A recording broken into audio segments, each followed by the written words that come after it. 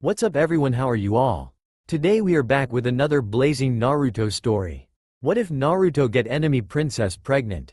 If you enjoy then please like, share and do comments. The sun's brilliant rays slowly gained dominance as it rose higher and higher in the blindingly blue sky. Its powerful light filtered through white fluffy clouds on this unseasonably warm spring morning. It was late enough that the sun glared down from its high perch in the air. The tall trees of Konoha soaking up its powerful emissions as blue birds and black birds and birds of all colors fluttered amongst leaves and shadows. Their cheerful, sweet songs taunted Naruto as he stared longingly at them from the confines of his classroom. They looked like they were having so much fun, flying where they wanted to and singing the day away, not stuck in a stuffy classroom trying to get through another mind-numbing lecture. The window was a doorway to another world that he desperately wished he could escape to, leaving behind the droning words of his boring sensei. What was so interesting about history anyway? How was the Second Shinobi War supposed to make him a better ninja? It wasn't as if he was going to gain anything from sensei's lecture anyway. The books they gave him were often larger than everyone else's. The print was small and the words really hard to understand. And it wasn't like he could ask questions. No, he'd tried that before and he wasn't in a rush to repeat the experience.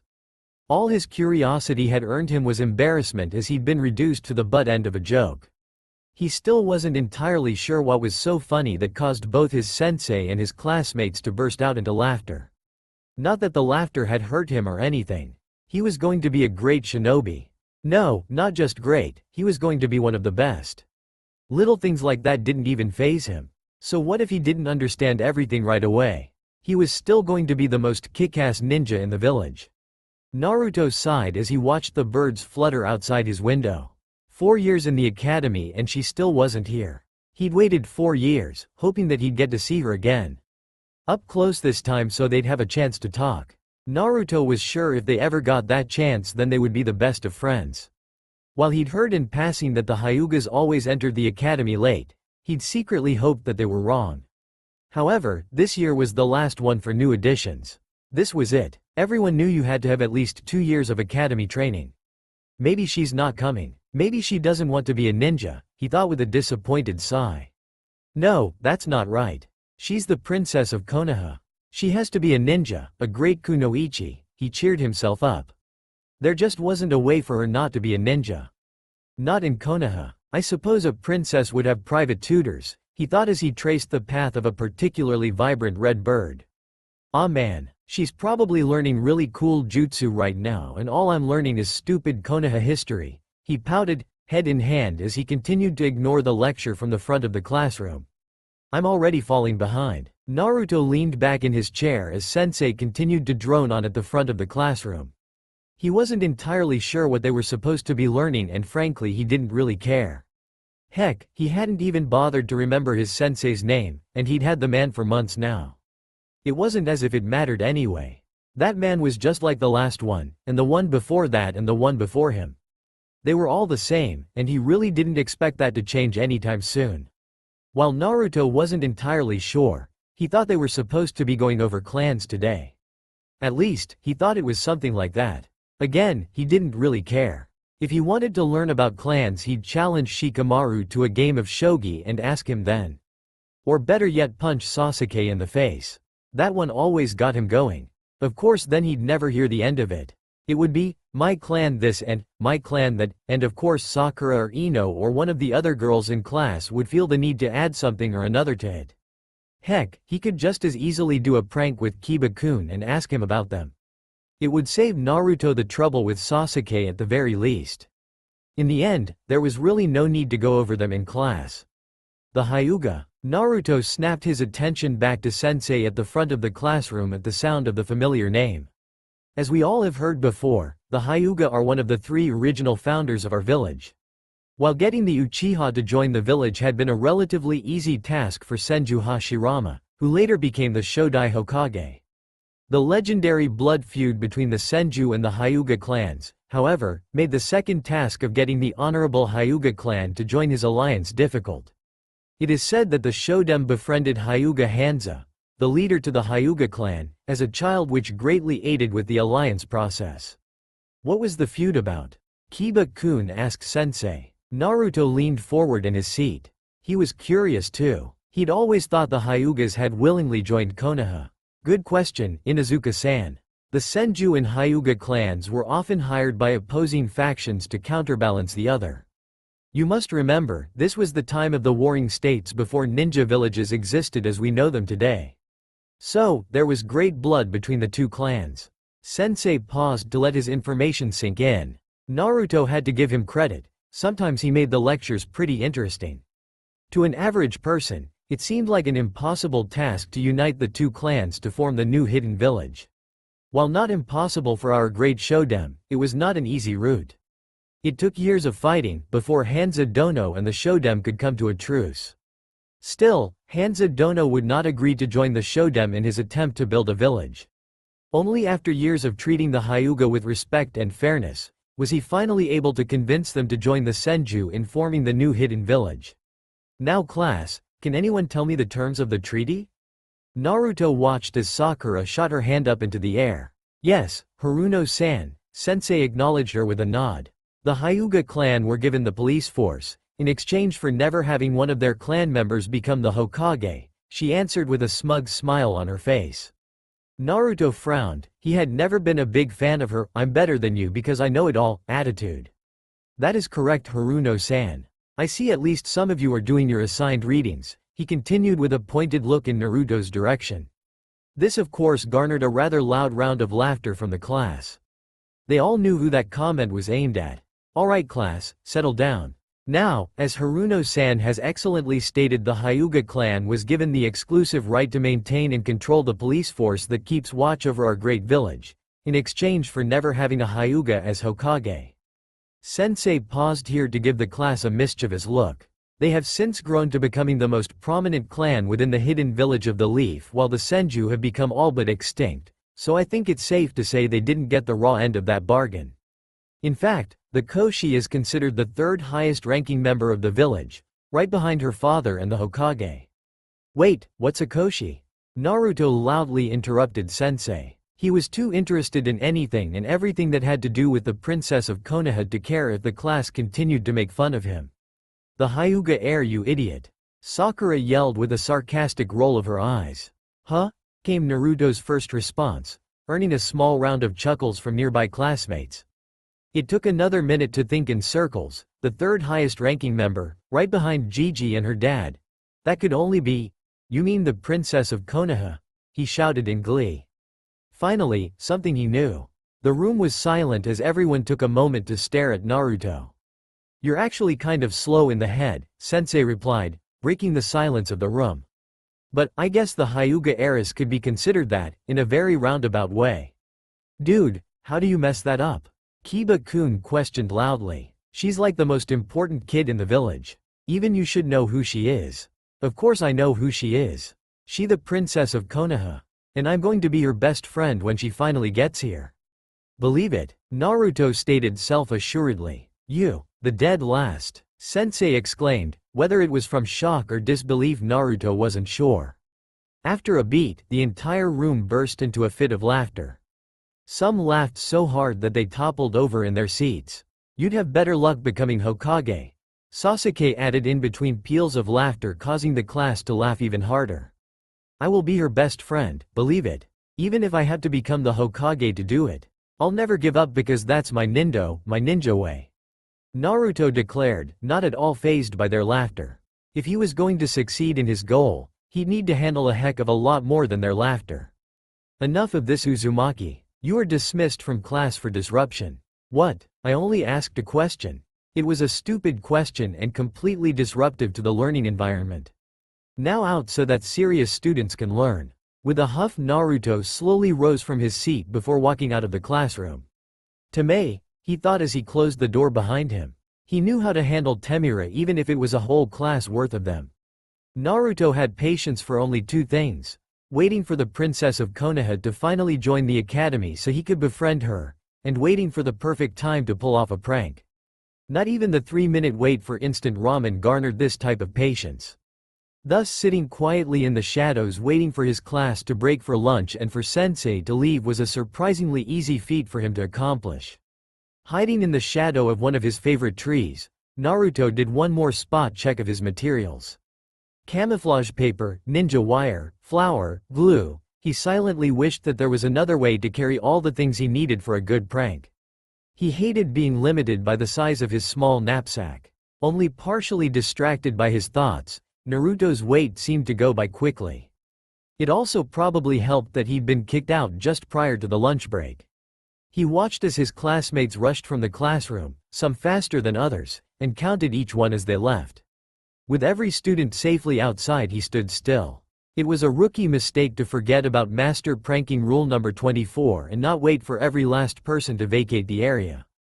That most definitely included Sensei, so Naruto waited because he was well past the rookie stage. Finally his patience paid off as he tracked his sensei's exit. Hopping down from his perch, Naruto stealthily made his way to the empty classroom, only pausing once to look back at the playing children. While he'd rather be right beside them playing outside, some things were just too important. So, Naruto turned his attention back to the task at hand. Sneaking into the empty classroom was too easy. He was actually a little disappointed. He'd had a harder time pranking the Uchiha compound. Now, they couldn't take a joke. Once safely inside, Naruto gave the room a quick once-over from the shadows. No one left and no one near the windows. He smiled at his good fortune as he silently made his way to Sensei's desk. Running his hand over the desk and chair, Naruto searched for the familiar alarm. Oh, there it is, he thought with glee as he quickly disabled the trip alarm his senseis had started putting on their desks years ago. Sensei really should have used a harder one. Naruto had figured a way around this one at the start of the new class year. Alarm disabled, Naruto got to work on his desk trap first. A simple wire lever trap attached to the desk drawer, subtle enough to go unnoticed in most situations. It was bound to be activated based on its location, but as master pranking rule number 14 stated, never leave anything to chance. He needed to make sure his trap would be triggered. Spotting Sensei's lecture notes on the top of the desk, Naruto quickly moved them inside the desk drawer. Now Sensei will have to open his desk to start class, he thought as he moved on to rig the rest of the trap. Wire trigger in place, Naruto set up his ceiling trap using his custom-dyed camouflage paper, taking the extra time to make sure it would be impossible to detect. The 30 long minutes it took to set up was well worth the satisfaction of having it look just the way he liked it. Soon the sound of returning students filled the air, signaling the limited time he had left. Hastily, he added a glue rig to the seat of Sensei's chair.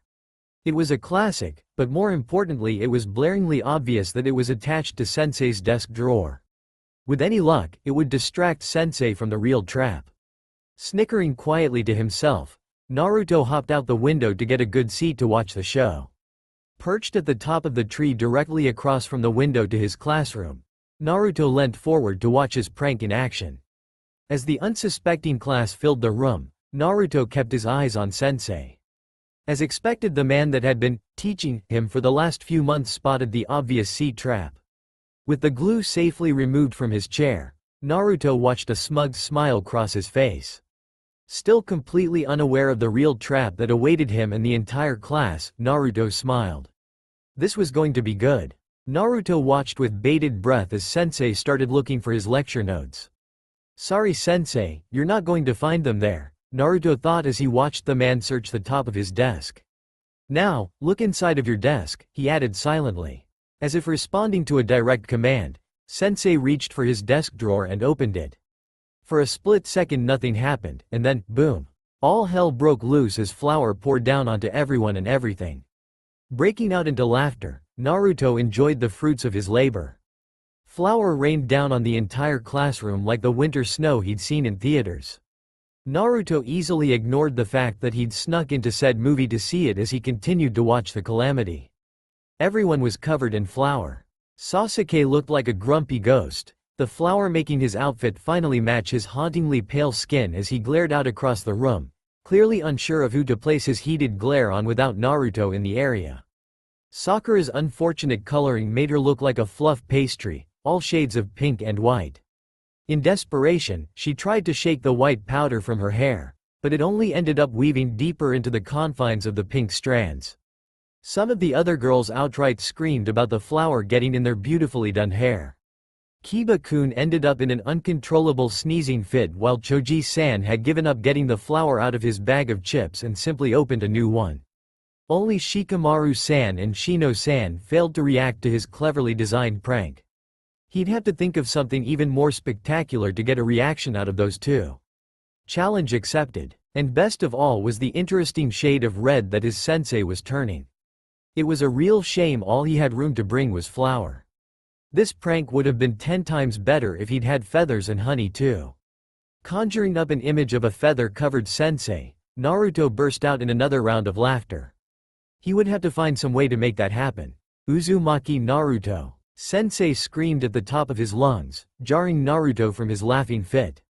Oops, he gulped. He'd made a rookie mistake. He'd completely forgotten about master pranking rule number 21.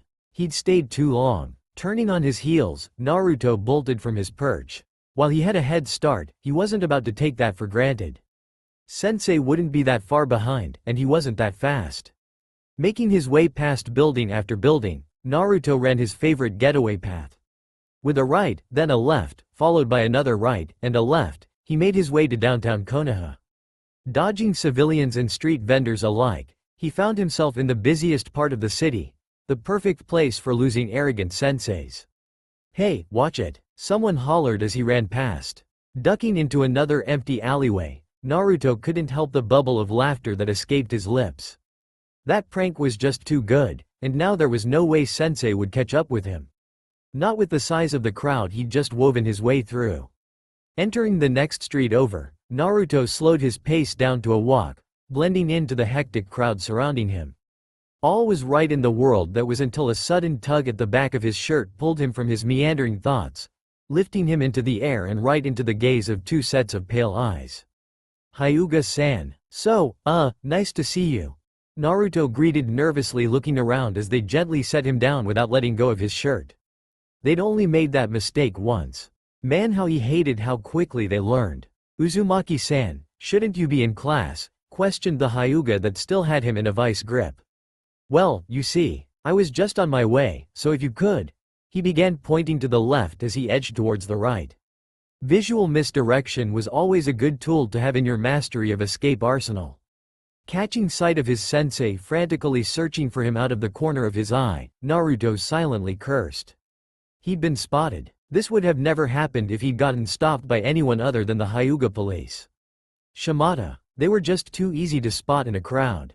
Hyuga-san and his partnered Hyuga looked at him critically, before his grip tightened on his shirt. "Perhaps we should escort you back there then, Uzumaki-san, so you can escape any troubling situations with your sensei," the other Hyuga announced. Naruto looked hastily at his sensei making his way closer to him. He needed to lose the Hyuga-sans and fast. "No, that's all right. I can make." Uzumaki. Sensei shouted, interrupting him in the process of making his escape.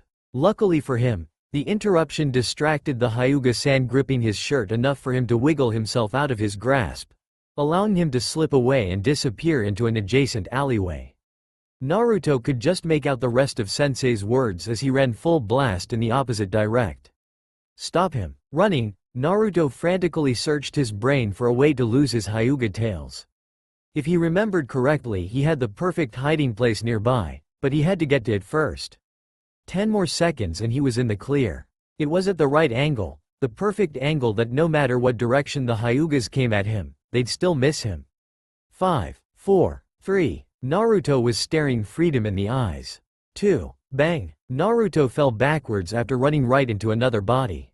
"What the?" Looking up, Naruto came face to face with Weasel-san's mask. "Going somewhere, Uzumaki-san?"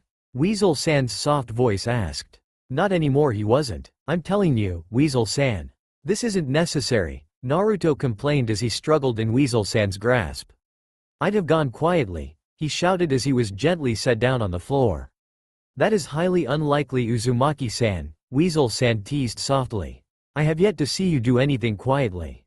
Naruto looked around only to see the familiar sight of the secretary giving him the stink eye.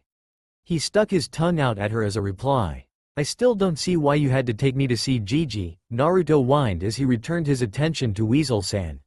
"We could have kept this between us. Just you and me, Weasel-san. Honest, I'd have done whatever you'd asked." "If that's true, Uzumaki-san, Then please wait quietly for Hokage-sama to see you. Naruto's face turned into a large pout at the request.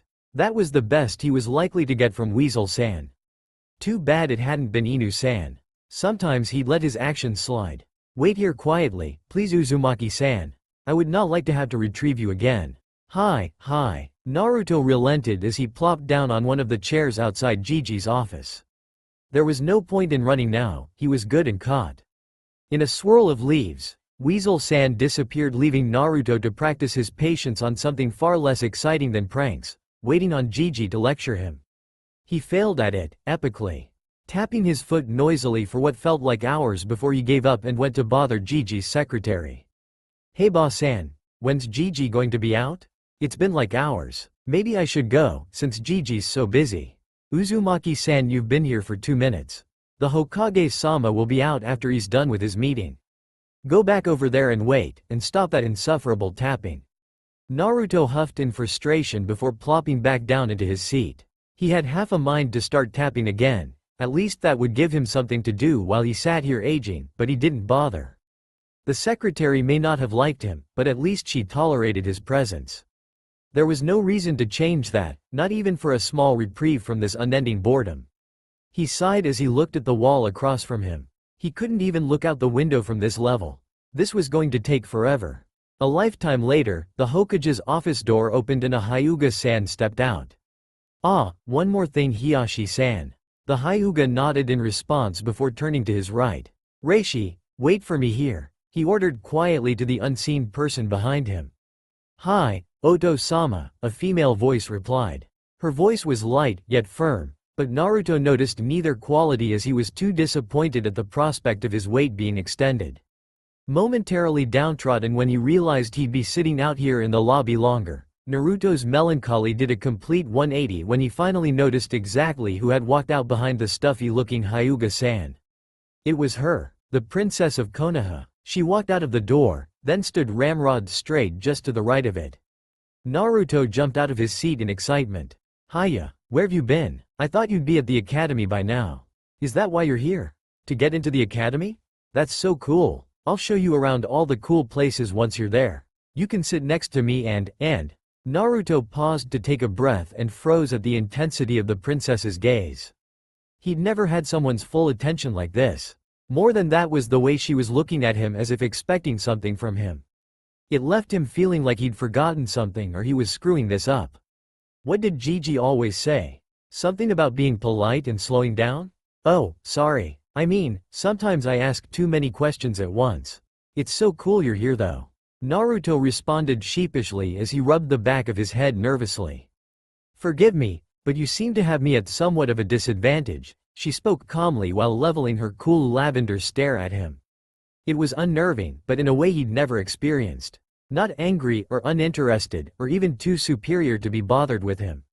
Whatever it was, it left him with a good kind of anxious feeling. Huh? He inquired, still unnerved by her heavy gaze and unable to form a more coherent thought. What was she even talking about with disadvantages? You seem to know who I am, however, she began to elaborate, but by then Naruto had found his voice once more. Yup, you're the princess of Konoha, Hyugaheim, he interrupted jovially. I do not believe I have ever been addressed in that manner, she replied, completely unaffected by his interruption. Oh, really? That seems really disrespectful. I mean, there's no other way to address a princess. That's it, I'll have to make sure everyone knows the right way. Believe it, Naruto declared, confused on why anyone would address a princess disrespectfully. Even he knew how to behave in the presence of a princess. It was just common sense. While that is very kind of you to do, should I not know your name before you do this on my behalf? She inquired politely, making Naruto feel 10 different conflicting emotions at once. On the one hand he was elated that she seemed to approve of his new life goal, while on the other he was a little embarrassed that he'd forgotten to introduce himself. Gigi had told him over and over again to introduce himself before he just started talking.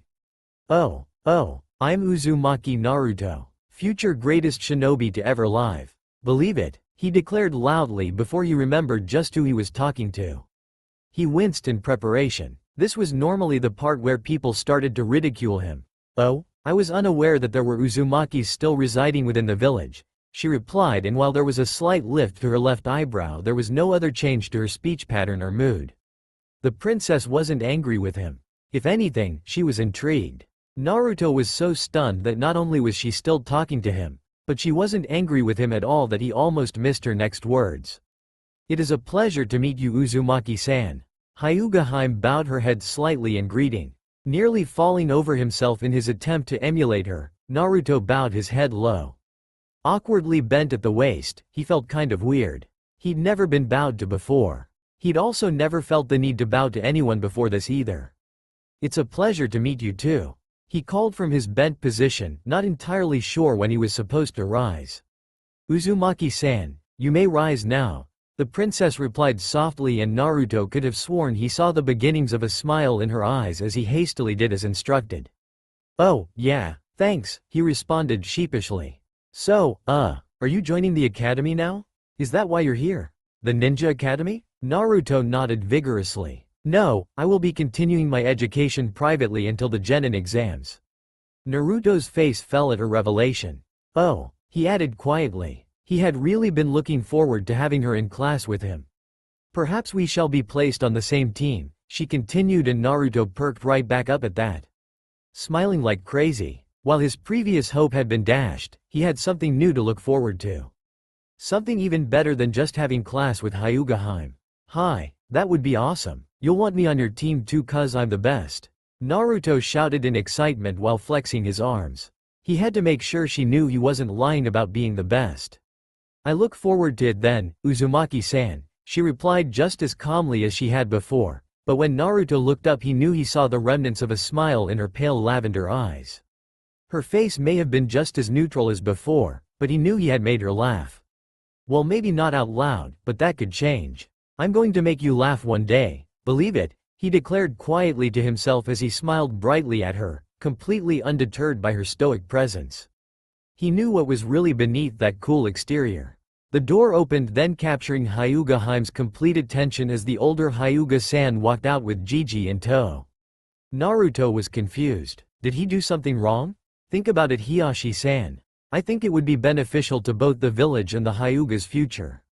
"I have heard what you have to say, Hokage-sama, but my answer is final." "Good day," the older Hyuga answered coldly as he continued down the corridor without pause.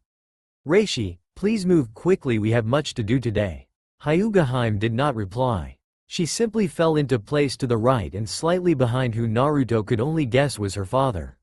Naruto watched them go sadly. Man, he seemed kind of mean, and not just because he completely stole Hyuga Haim's attention away from him.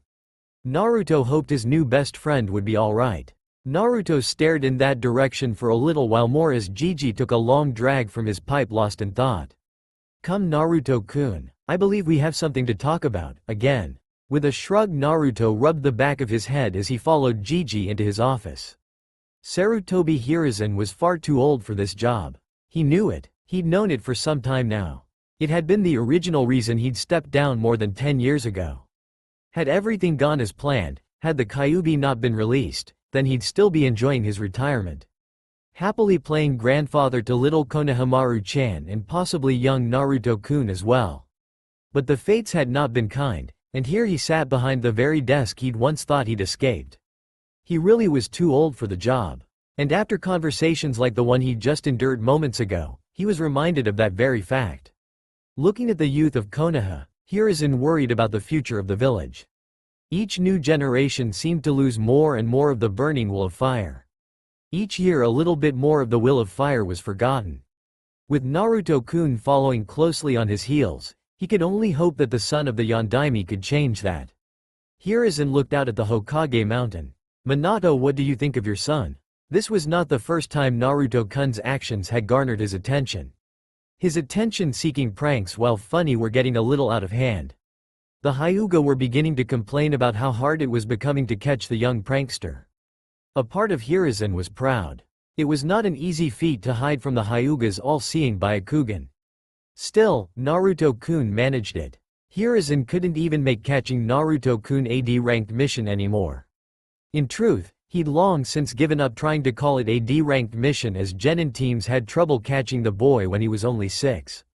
Now, at the rambunctious age of 10, Even Chunin were having problems tracking the young boy. Of course, he could have just picked him up from the academy the next day, however that would have given him a false sense of success. Hiruzen had already promised Naruto-kun that if he didn't get caught the day of, then he'd not see any punishment. Nevertheless, he couldn't let the boy think that outrunning Chunin would be good enough in the long run. It would be doing a disservice to Naruto-kun's shinobi training. As it was, catching Naruto-kun was good training for the village as a whole, so he saw no real reason to come down on Naruto-kun hard enough to make him stop his antics altogether. Still, he couldn't ignore the Hyuga. More importantly, he didn't want to have to rely on his Anbu to catch the boy. They had better things to do than run after Naruto-kun. Whether he'd like to or not, he was going to have to curb Naruto-kun's pranks. Looking over at the rambunctious lad, Hiruzen modified his assessment. There was very little chance he'd actually manage to get Naruto-kun to curb his pranks, but at the very least he could find a way to curb the frequency of them. Hiruzen sighed heavily as he took another long drag on his pipe. How to approach this conversation? The Sandai Hokage turned around to face the music. He could no longer put off this conversation, no matter how many times he'd given it to Naruto-kun. Maybe this time it would stick. Before the Hokage could begin his lecture, Naruto-kun interrupted him. I know, Gigi. No more pranking. Be good. Study hard and stop fooling around in class and out of it. Time to be a serious shinobi. I got it, Gigi. Now on to the cool stuff. Hiruzen glanced over at Naruto-kun, a raised eyebrow denoting his skepticism before moving on to the subject that had garnered his attention. Cool stuff? He inquired as he took another deep inhale from his pipe. Yeah, Naruto-kun nodded his head vigorously. There's an Uzumaki clan. Are there any more left in the village? Where are they from? Do you know any personally? When can I meet them? He fired off in rapid succession. Typical Naruto-kun antics. The Uzumaki clan? Hiruzen sat down as he considered the question. They were a very knowledgeable and powerful clan, but I thought they went over them during the clan's lecture in the academy. The clan's lecture? Naruto-kun put his hand under his chin and thought. Yeah, I think that was the one for today, but the Uzumaki clan wasn't even mentioned. I've not even heard of them before. Do I have family? Naruto-kun looked up hopefully. Hiruzen hated to disappoint him, but maybe this could be a good teaching moment. Are you sure you weren't daydreaming, Naruto-kun? The Sandame replied playfully as he took another smoke of his pipe. Nah, Gigi. I'd have heard if Sensei had mentioned an Uzumaki clan. Do you know any more? Are they real? Hiruzen laughed good naturally at Naruto-kun's eagerness.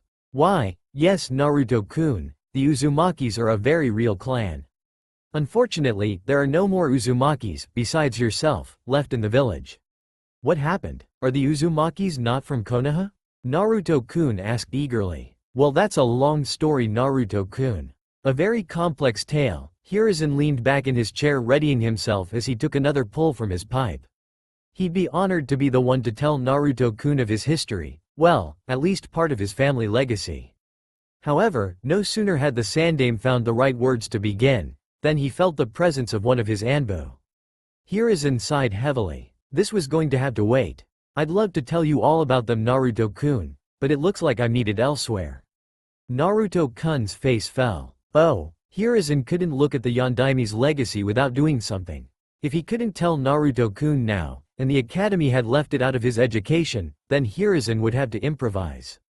But, I do know there is an extensive section in the library on the Uzumaki clan. They were very important to the makings of the village. I'm sure you will find all you want to know about them there. Naruto-kun perked back up again. Alright, thanks Gigi. Bye. He nearly ran out of his office in his hurry to unearth the secrets of his clan. Oh, and Naruto-kun. Hiruzen stopped him before he'd gotten too far. Do try to stay out of trouble this time. Sure thing, Gigi. He replied with a large smile on his face. Hiruzen looked after Naruto-kun as he left. Minato and Kushina would be so proud. Naruto approached the Konoha library with trepidation. The old woman at the front, guarding all the books and scroll and other such materials, had never once let him past the entry hall, but that didn't mean he wasn't going to try. This time would be different. He was on official Hokage business, at least, that was what he was going to tell her. Even if that old bag glared down at him and shooed him away, he was going to give this his best shot. He finally had a compelling reason to use the building. He was going to get in there today one way or another. His first plan was to attempt this the easy way, just like Master Pranking Rule number 9 stated. There was no point in thinking up some complicated plan if he hadn't tried this the easy way first. So, he was going to walk into that building, turn to the old hag and ask. Now some might think he was crazy. Why attempt something that was almost guaranteed to fail? If there was one lesson that he'd learned in his 10 years, then it was that nothing was guaranteed unless you didn't bother to ask. It reminded him of the time the kind ramen stand owner had given him a free bowl of ramen because it had been his 13th visit. Naruto was no fool. He'd been aware that the kind old man had made up that little reward. But he hadn't scoffed at the gift. How could he? It had been days since his last decent meal, as he'd run out of the small amount of money that Gigi had managed to get for him. That had been the time before he'd learned to properly manage the small sum. Buy only what he absolutely needed, and only from the stores that didn't charge too much. But the lesson he'd learned was clear. You didn't know the answer until you asked the question, so like any other time, he was going to ask.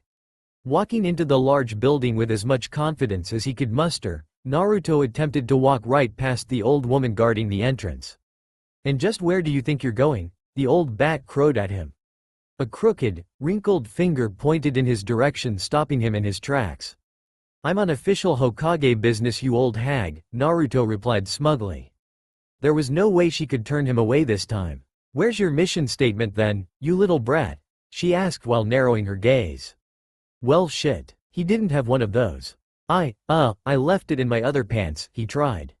She was old, maybe she wouldn't notice the little white lie. Liar, now out. Get out of my library, you little street urchin, before I throw you out. She yelled at him. Despite her advanced age, he was inclined to believe that she could actually throw him out. Either way, he wasn't about to risk it. This was why he always had a plan B. Walking back out of the library, Naruto stuffed his hands in his pockets as he grumbled to himself. At least the old bat hadn't called him dirty like last time. He took real offense to that, considering he always made sure he washed at least twice a week. That was more than enough in his book. Head still down, Naruto made his way to an empty alleyway. He had to make sure that he looked like he'd truly given up, or it might ruin his next attempt. He was good, but he wasn't that good, at least, not yet. He didn't want her to look too closely. As it was a skill that he didn't mind exploiting for his own personal gain, he was more than happy to put it to use here. If it worked on grumpy store owners, it should work on the grumpy old woman. Using his henge, Naruto transformed into a civilian-born student from his class. Brown hair, brown eyes, and of average build, he was as plain as they came. This would work perfectly. Aptly disguised, Naruto tried again. With the confidence that came with previous cases of success, he walked right into the building and straight past the evil woman claiming to be a librarian. He cheered internally when she didn't so much as give him the stink eye as he walked past. He was now that much closer to finding out about his clan. The hard part was officially over. Grinning impishly, Naruto set to work on finding information on his clan. Checking bookcase after bookcase, he was determined. The information would be here somewhere, and he wasn't going to stop until he found it.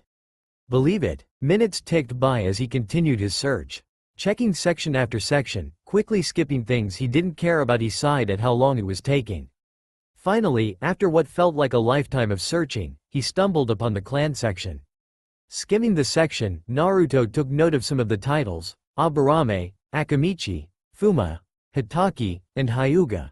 Here he took a moment to pause. He did want to know more about the clan of his best friend. Still, maybe some other time, he wasn't really here for that. Continuing on, he skipped over Inuzuka, Kagetsu, Kamizuru, Kohaku, and Kurama. He briefly glances over Nara, Sarutobi, Senju, Shimura, and Tsuchigumo, taking note that Gigi belonged to a clan as well. That was pretty cool. Finally, as his hand glossed over Uchiha, he saw it. The Uzumaki clan. Theirs was just waiting for him to investigate. No way, he gasped, surprised to actually see his name across the titles of books. It was one thing to hear Gigi talk about it and another to actually see it with his own eyes. A small part of him hadn't really believed the old man when he'd said it. It was refreshing to see that Gigi hadn't lied to him just to make him feel better. And the best part was the fact that it wasn't just one book like some of the other sections he'd pasted. No, there were just as many volumes on the Uzumakis as there were about the Uchiha. In fact, this first one even looked bigger than most of the Uchiha volumes. Pulling the book from the shelf, Naruto skimmed the pages. He wasn't naive enough to think he'd make it through the whole volume now. He knew the limits to his attention span. Instead, he skimmed the pages for the good stuff. He wanted to know what Uzumakis were good at. After flipping through page after page, his eyes finally land on the one word he was looking for: specialist. He read on. The Uzumakis were known for long life, super cool, high chakra, a total score, and fuinjutsu. Naruto's eyes stopped at the word fuinjutsu. Fuinjutsu? What the heck is fuinjutsu? Naruto slowly soaked in every word from the first subsection of the chapter in his book. Though he was unfamiliar with most of the kanji housed within the useful tome, he hadn't let that stop him. He'd even gone out of his way to pick up a dictionary from a completely different section of the library just to help. Sitting back down in his aisle, he let his eyes carefully take in the information, stopping only to consult the dictionary when his eyes fell upon an unfamiliar character. It was a little weird considering he'd never bothered to even open the Ninja Academy dictionary they'd given him years ago. His philosophy had always been, if he couldn't read it, then it wasn't worth reading. However, now that he had something worth reading, he didn't mind using the extra help to understand. While it took nearly 2 hours to finish just that one small part, his most pressing question still remained unanswered. Glancing back over the section he'd just read, he confirmed it. There was nothing more about fuinjutsu. No explanations. No examples. There was just that one small portion about the importance of fuinjutsu within the Uzumaki clan, and that wasn't enough. Not nearly enough. At least not for him. Of course there was more to the chapter, more to the whole book, but flipping through the pages hadn't really helped him find out more on fuinjutsu. With the book in his lap, Naruto continued to thumb through the pages looking for just one more mention of fuinjutsu. He was desperate to find out more, which in and of itself was kind of weird because he'd never wanted to know about something more than he did now. There was just something about fuinjutsu. Something that reached a part inside of him that had been empty for so long. Maybe it was the connection that this book, this art of sealing, had brought him. This was honestly the closest he'd ever been to having a family, and he didn't want to lose that link. Or maybe it was because this, fuinjutsu, was something he would finally be good at. This wouldn't be like Bunshin or Kawarimi no Jutsu. He wouldn't blotch it up. Fuinjutsu was an Uzumaki specialty, and he was an Uzumaki. The only one left in the village. He had to be good at it. But there were just so many big words in the book, and so many pages to search. It was just too hard for Naruto to keep track of everything. Moreover, he'd already spent too much time in the library. It was now far later than he'd thought he'd be here, and his hand was beginning to waver. Even if he wanted to stay and read the entire book now, he couldn't.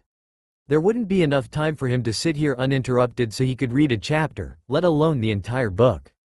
And Naruto wasn't naive enough to believe he had the patience to sit here and just skim the whole text. He knew his limits, and he was rapidly approaching them. That only left him with one option. Casing out his small section of the library, Naruto didn't see anyone else around him.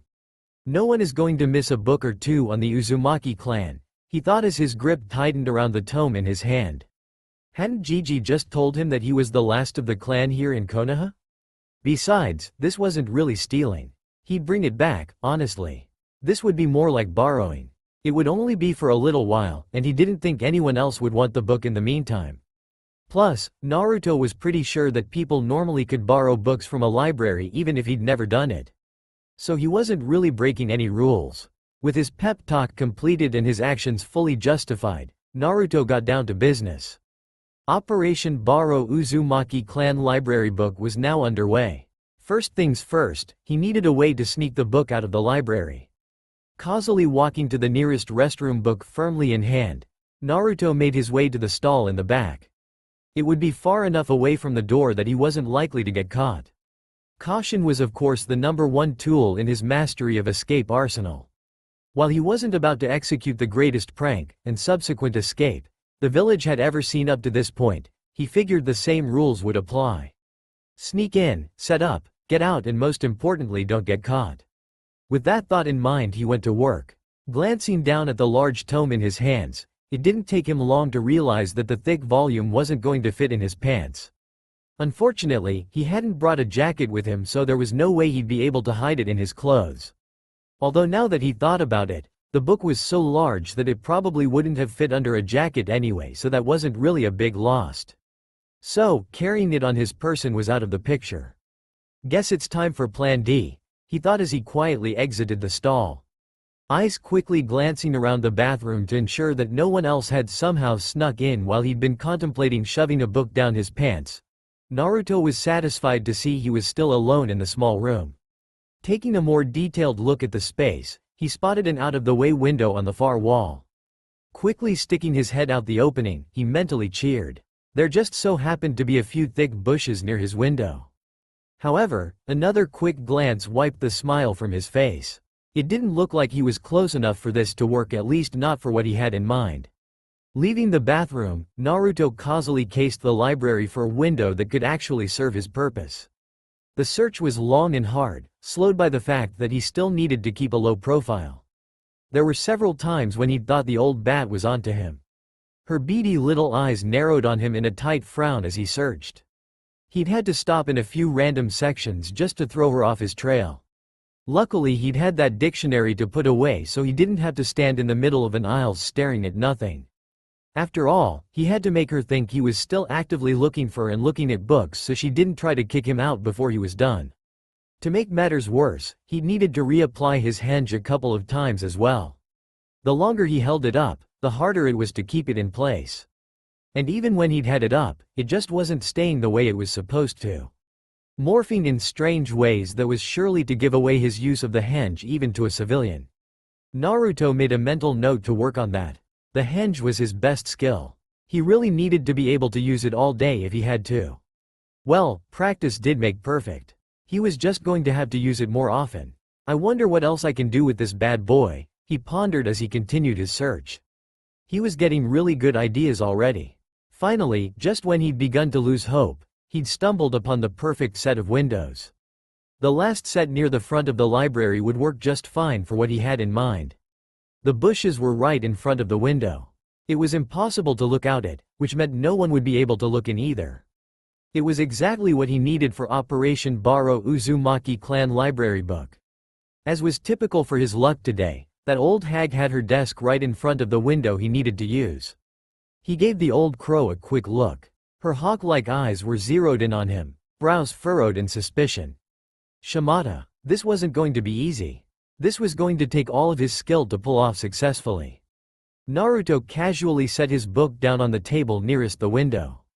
He was going to need both of his hands free if this was going to work. Task completed, Naruto headed back through the library.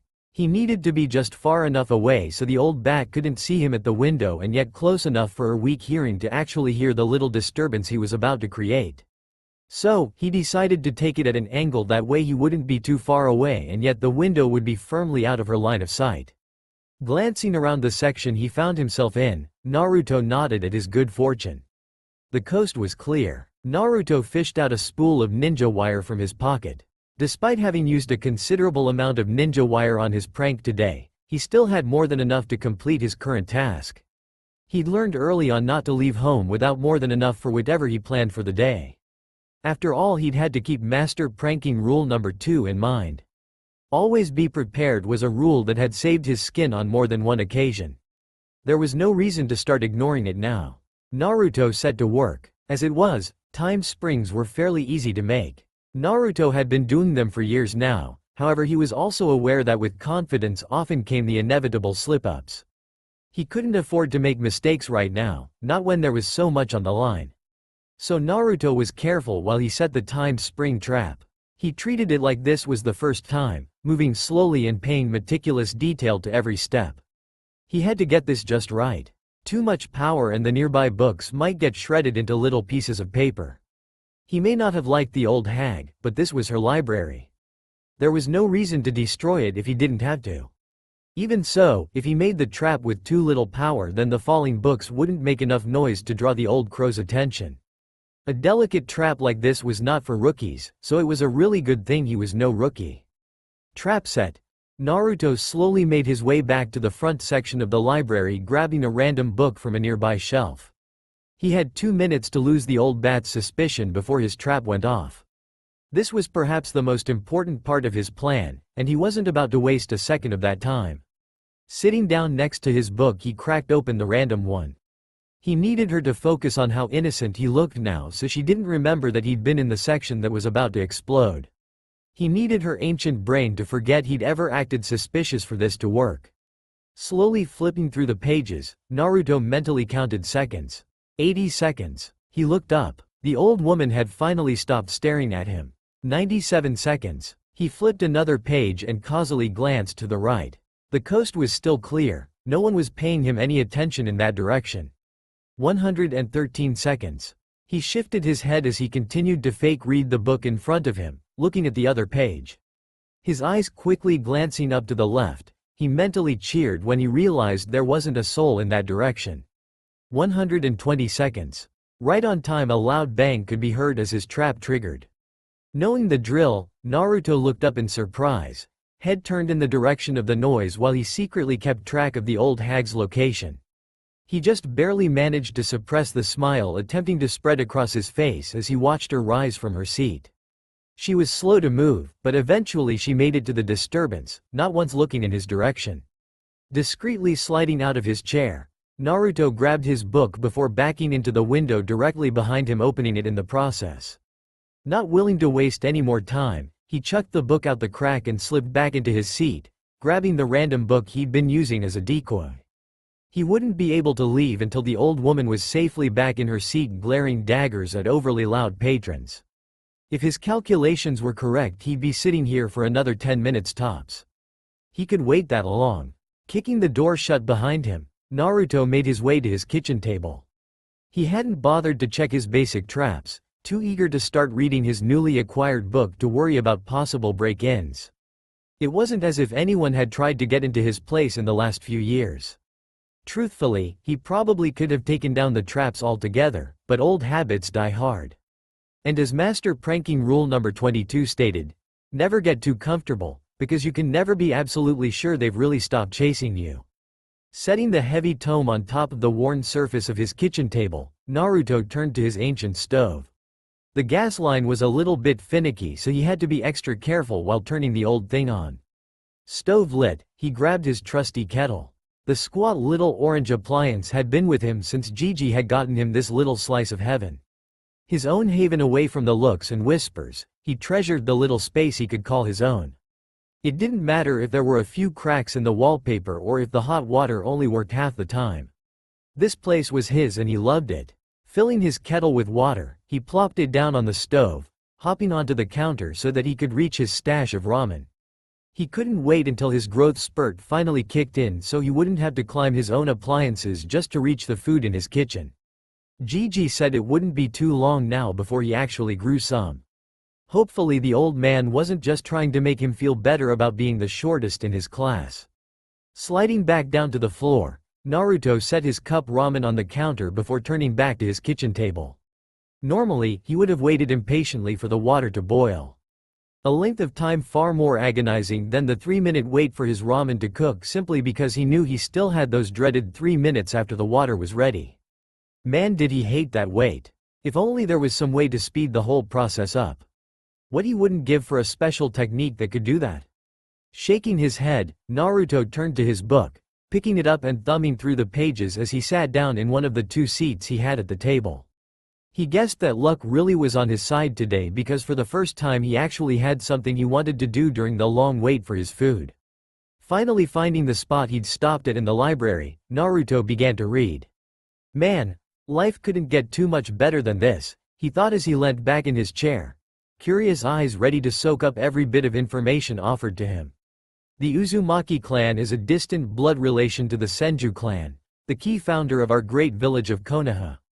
The birds were chirping, the sun was out, and Naruto had a little lift to his steps as he trudged his way to the academy. He'd stayed up far later than he would have liked, but he couldn't really complain. Not when he'd managed to make it through the whole first chapter of his new book.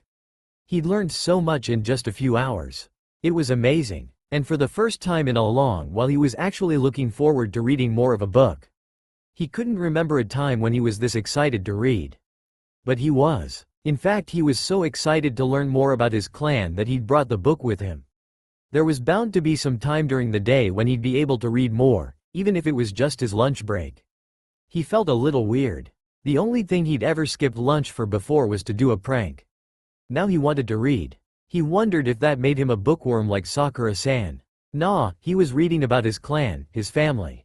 And they were cool. Reading about cool things was totally acceptable. Nodding to himself, Naruto thought about all he'd learned about his clan last night. The coolest thing he could think of was Fuinjutsu. The Uzumaki clan was supposed to be amazing at it. That meant when he learned it, he'd be just as good. No, I'll be better. I'll be the best Fuinjutsu user the Uzumaki clan has ever produced. Believe it, Naruto thought as he jumped up, punching the air in his excitement. And then there was elemental chakra. He wasn't exactly sure what that was, but that sounded pretty cool too. Well, not as cool as Fuinjutsu, but totally awesome nonetheless. After all, anything with chakra in its name was bound to be awesome. He'd have to learn more about that too, but maybe after he became an awesome Fuinjutsu user. Snickering, Naruto couldn't help but remember the parts he'd read about all the clans and how they were related. As it turned out, the Uzumaki clan was a distant relative to the Senju, just like the Uchiha clan was a distant relative to the Hyuga. That meant Sasuke was a lot like him. They both came from clans that were only offshoots of more powerful lines, the first two clans to exist. It was actually kind of funny how the Uchiha acted so high and mighty when they weren't as old or as powerful as the clan they'd originated from. He would have to remember that so he could rub it in Sasuke's face. Yup, they were pretty much the same in that regard. Naruto briefly wondered about the Uzumaki traits. They were supposed to have red hair, but he'd spent hours this morning looking and he couldn't find a trace of red in his hair. He'd thought he might have seen a strand or two, but that could have easily been wishful thinking. Clearly he got his looks from his mom. She must have had blonde hair too. Naruto had already started dreaming about them again, his parents. His mom with blonde hair, he wondered if she was part of a clan too. Ino-san did have blonde hair, nah, that was just too weird. Besides, it was okay that she didn't have a clan, it wasn't like everyone could belong to one after all. Naruto's dad though was an Uzumaki, which meant he had to have been a great seal master. He could just picture him now with spiky red hair. He'd have been a prankster like him too.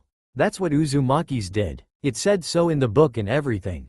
Naruto wondered if he ought to get armor made just like the picture he'd found in his book. It was pretty cool, but a bit old-fashioned. He wasn't sure if any of the clans still had armor like that. Maybe the Akamichi. Naruto shook his head and thought. Nah, the armor was out. It really was too outdated for him. Not to mention completely boring. Where was the color? The flair? The pizzazz? Oh well, it seemed like color was missing from most of the clan's wardrobe as well. Just look at the Hyuga. If the Hyuga police uniforms were standard clan wear, then he wasn't sure he wanted the Uzumaki clan to follow that pattern. He guessed he'd just have to change that. The Uzumaki clan couldn't be boring. They had to be strong and cool. The perfect combination of awesome. So from now on, his clan would have to wear orange, believe it. It was the coolest color out there. Naruto had barely made it one step into the classroom before he'd felt a violent tug at the back of his shirt.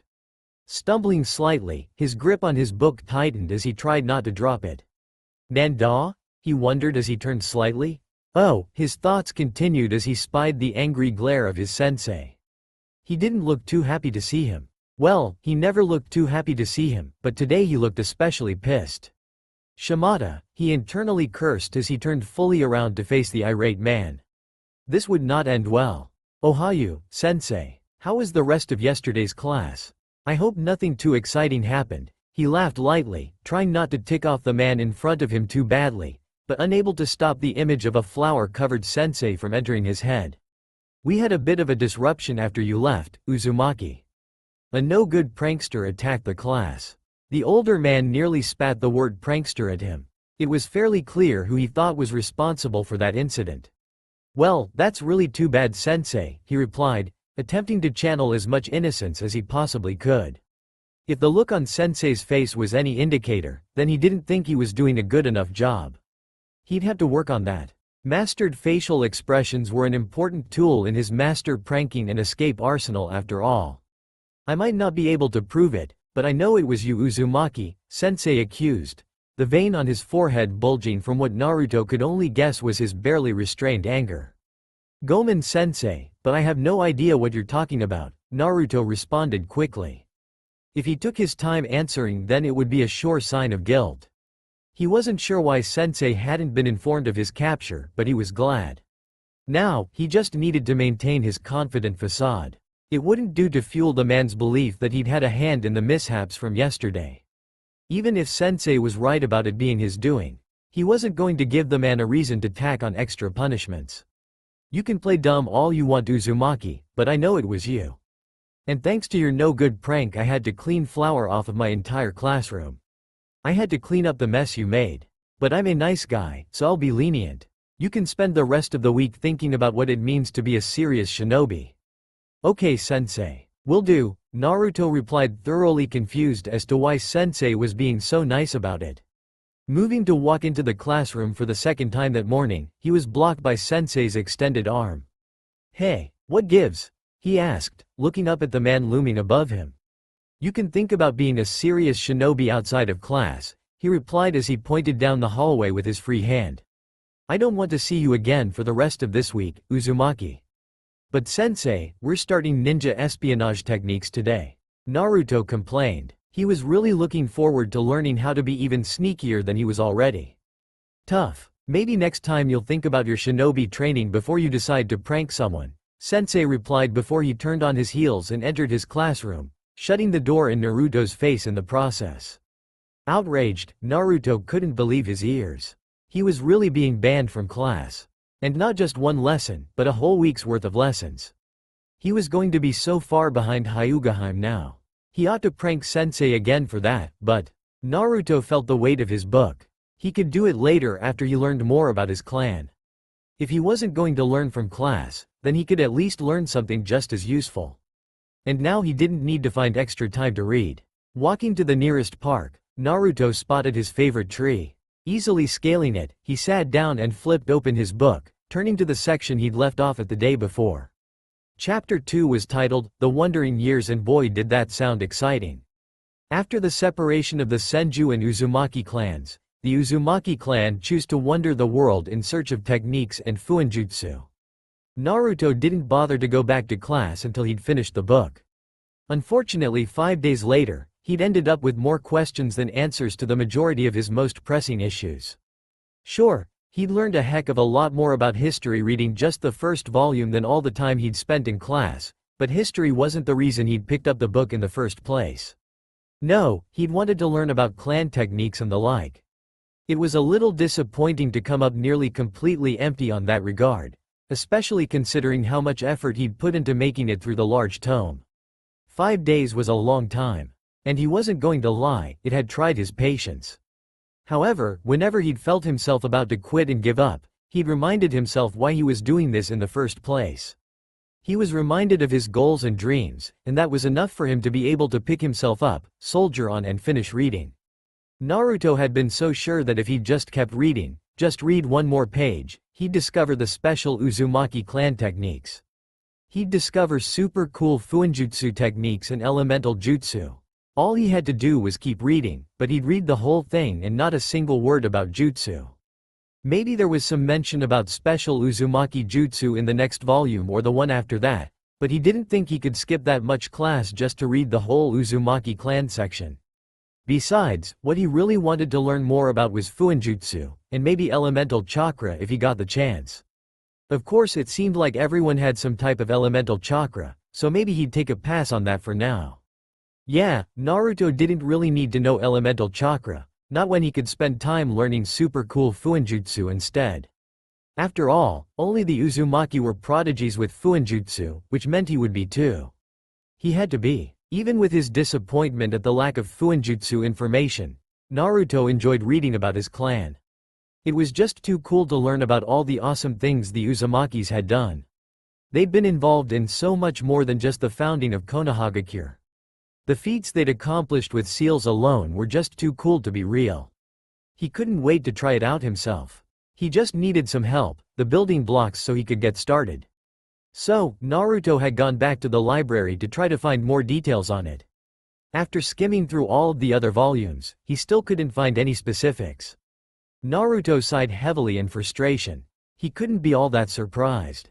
The other volumes had been specific in their description. They'd been large and precise, but more importantly had not been about Fuinjutsu in general. No, Naruto would have to find a volume with Fuinjutsu in the name for him to find any more information on the subject, which was very unlikely. Heck, the series didn't even go into the Uzumaki's role in the foundation of Konoha until Volume 4. Well, the titles of some of the other volumes had been kind of interesting. He was sure he'd enjoy reading about the Warring States era. Free-range ninja fighting glorious battles just as impressive as some of the great shinobi wars. And he'd been a little tempted to read the Uzumaki clan member volume, just so he could look for his dad, but he really didn't have time for all of that. He was already so far behind Hyuga. The type of pleasure reading that would allow him to enjoy learning more about Uzushiogakure would have to wait at least until he became a genin. No, it would have to wait even longer than that too, if he was to become the awesome shinobi worthy of the Hyuga's friendship. For now he needed answers to more pressing issues. He'd contemplated going back to the library again and looking for a scroll or book on the sealing arts, but dismissed the idea almost immediately. Naruto wanted to know how to do Fuinjutsu. It wasn't very likely that there'd be anything on that in the regular public library. It just seemed too powerful for Gigi to allow a bunch of scrolls like that to be available for just anyone. No, if there was going to be a scroll on it at all, then it would be in the ninja library, but he couldn't get into that one until he was a genin. There was no way Naruto was going to wait 2 years to start working on his Fuinjutsu skills. And even if there was information on Fuinjutsu in either library, he didn't really want to have to read another book that would take him another week to finish just to find out about it. He could be patient when the time really called for it, he just didn't think that he needed to exercise that skill any more than he already had. Well, I could always ask Inu-san about it, Naruto thought as he sat in the branches of what was slowly becoming his tree. But he's normally so busy. He doesn't even have time to play anymore, he pouted as he fiddled with a nearby leaf. Plus, it's always a total gamble that Inu-san will be the one to catch me after a prank, so I guess he's out of the picture anyway. Naruto sighed as he stared up at the blue sky hidden behind the green leaves of his tree. I guess there's only one solution, he mumbled to himself as he hopped from his perch on his tree. It was time to see Gigi. Climbing the stairs of the Hokage Tower, Naruto crossed his fingers. He was going to need all the luck he could get in order to bypass Gigi's rather strict secretary. She didn't normally let him in to see the old man unless it was super important or Gigi had asked for him specifically. Walking with all the confidence he could muster, Naruto made his way down the hallway. If he was lucky, she wouldn't even notice he was there. After all, there had to be some perks to being this short. "And where do you think you're going, Uzumaki-san?" Gigi's secretary asked, stopping him in mid-step as he approached the old man's office. "Well, you see, I just need to speak to Gigi for a couple of minutes," he replied, nervously creeping his way closer to his office. If he could only reach the door and speak loud enough for Gigi to hear him, he might get away with this. "You will do no such thing," she replied sternly. "Hokage-sama does not have time for your interruption. He's in the midst of some very important business." "Ah, come on. He's just looking over some boring paperwork." "That's not that important," he complained as he continued his slow inch towards Gigi's door. "Stop right there, Uzumaki-san. I know exactly what you're doing," she accused with a pointed finger. "You will not interrupt the Hokage-sama and that is final. Now run along." Caught, Naruto headed for the stairwell. He knew when he'd lost. "It's not my fault Gigi would rather hang out with the coolest future ninja of all time, than do stupid paperwork," he mumbled as he passed her desk. She just gave him a pointed stare as he continued on his way, head down and hands firmly in his pockets. Well, there was more than one way to see Gigi. "I guess it's time for plan B," he thought as he shuffled down the stairs. Although he did promise the old man that he'd try to stay out of trouble. He was just going to have to keep his antics on the small side of the scale. He really didn't want to have to spend too much time cleaning up. That would defeat the whole purpose of skipping the library and heading straight to Gigi. Anyway, it was just going to have to be the price he had to pay. Hopefully Gigi will understand. Desperate times do call for desperate measures after all. Uzumaki-san, by orders of the Hokage-sama you are to stay here to wait for his audience, Hyuga-san stated with the stiff formality familiar to his clan, hand still firmly gripping Naruto's arm. Dangling slightly from Hyuga-san's grasp, Naruto began to complain. He may have been a prankster, but that didn't mean he could be manhandled like a sack of potatoes. Geez Hyuga-san, you can let me down now. I'm not going anywhere, he huffed. Sometimes he hated doing things the hard way. You've been warned Uzumaki-san. Do not attempt to escape from punishment, Hyuga-san replied as he loosened his grasp, letting Naruto fall to the floor in an undignified heap. Naruto huffed again. What had he ever done to Hyuga-san to deserve this kind of treatment? Oh man, maybe Hyuga-san had been a part of that group that one time he'd hit the police headquarters. Still, he didn't think blue hair was a good excuse to be mean. It had washed right out, eventually. Yeah, just don't be so rough next time Hyuga-san, he complained as he headed to his customary seat. They should really think about dedicating this spot to him. You know, get his name engraved in it to commemorate how often he has to sit there. Next time stay in class Uzumaki-san, Hyuga-san replied before turning to leave, his partner by his side. Their job was done after all. Plopping down into the throne of the totally awesome, he was trying out new names for his chair. Naruto noticed the particularly dirty look Gigi's secretary was throwing him. Uzumaki-san, just because I said you couldn't visit does not mean you should go out and prank some poor shopkeeper just so you can get in here, she admonished, her dark eyes leveled steadily on his form. It was actually kind of scary. Note to self, do not prank Gigi's secretary, he thought as he sank further into the throne of the complete screw-up. At least that's how he felt with her glaring at him. Hokage-sama has too much to do for you to go and pester him whenever you want to, she finished, sending him one more deadly look before turning back to the papers on her desk. Man, I'm going to have to be sneakier about this, he thought as he absent-mindedly swung his legs. He was just short enough that if he sat all the way back his feet wouldn't touch the floor. I think she's on to me, he added before turning back to the door. Hopefully Gigi won't take too long this time. Sarutobi Hiruzen leant back in his chair as he watched a squirming Naruto-kun fidget in the seat across from him. The Sandame took a deep draw from his pipe. Only seconds ago, Naruto-kun had just loudly proclaimed that he wanted to be a master at Fuinjutsu. A master, huh? Hiruzen had expected something like this. Had planned for this moment. He had just hoped that Naruto-kun wouldn't have needed to get into trouble for this conversation to happen. Hiruzen took another long pull of his pipe as he studied the Yondaime's legacy. Gigi, do you think you could help? Naruto-kun asked, weakly, sweat starting to drip off his brow. Hiruzen blew out a long stream of smoke as he considered his options. He didn't want to encourage this attention-seeking behavior, but he did want to give Naruto-kun his best chance. The Sandame had already gone through the trouble to create a very detailed scroll that would help the young boy learn Fuinjutsu. He'd been expecting Naruto-kun to want to learn it. Something about Uzumaki's and Fuinjutsu had left little doubt in his mind that Naruto-kun would want to follow in his ancestors' footsteps. But should he now? I don't know, Naruto-kun. I asked you to stay out of trouble, but here you are not even a week later. Skipping class no less. I thought you would take your shinobi career more seriously. I am taking it seriously, Gigi. I only pulled the prank so I could see you. You need only have stopped by Naruto-kun. You know you are always welcome. Naruto-kun grumbled something under his breath, but otherwise said nothing. The Sandame sighed as he took another long draw of his pipe. In times like this, he really needed it. Naruto-kun, the art of Fuinjutsu is not a child's toy. It is for serious shinobi. I know, Gigi, please. It's all I have of my clan. Hiruzen studied Naruto-kun long and hard. His fierce determination reminded him strongly of his mother. Kushina would be so proud. The Sandame sighed again as he opened the drawer to his desk where he'd been keeping the scroll. He'd always been planning to give it to him. He just hoped this wasn't a huge mistake. Tossing the scroll at Naruto-kun, Hiruzen spoke. That will have exercises and information on proper sealing techniques. Naruto-kun jumped out of his seat in excitement. Yata, thanks Gigi. There are chakra blocks on the higher level techniques, so you won't be able to get to anything too complex until you're ready.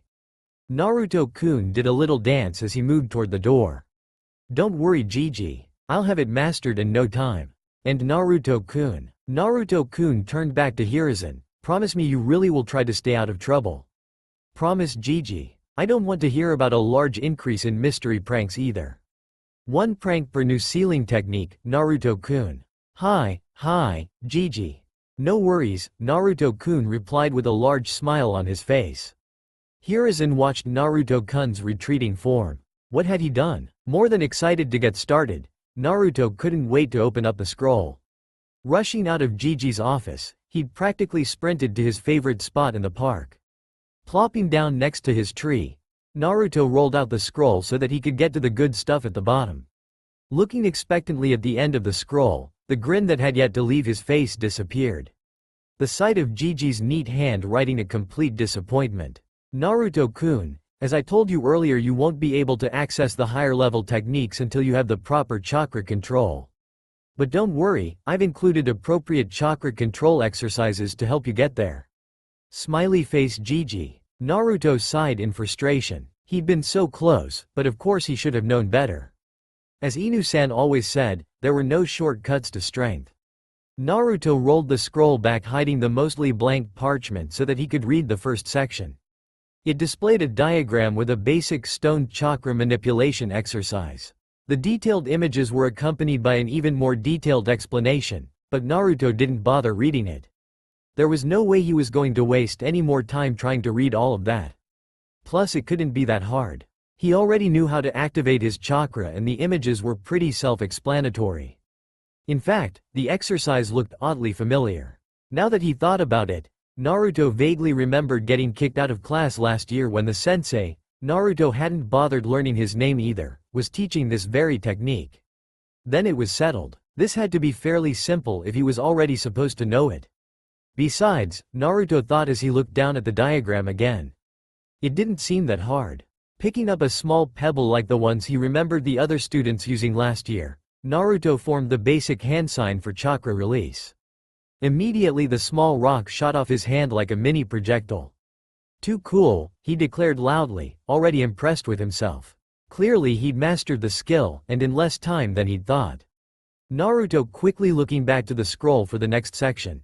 He wasn't about to waste precious time he didn't have working on a skill he had so obviously mastered.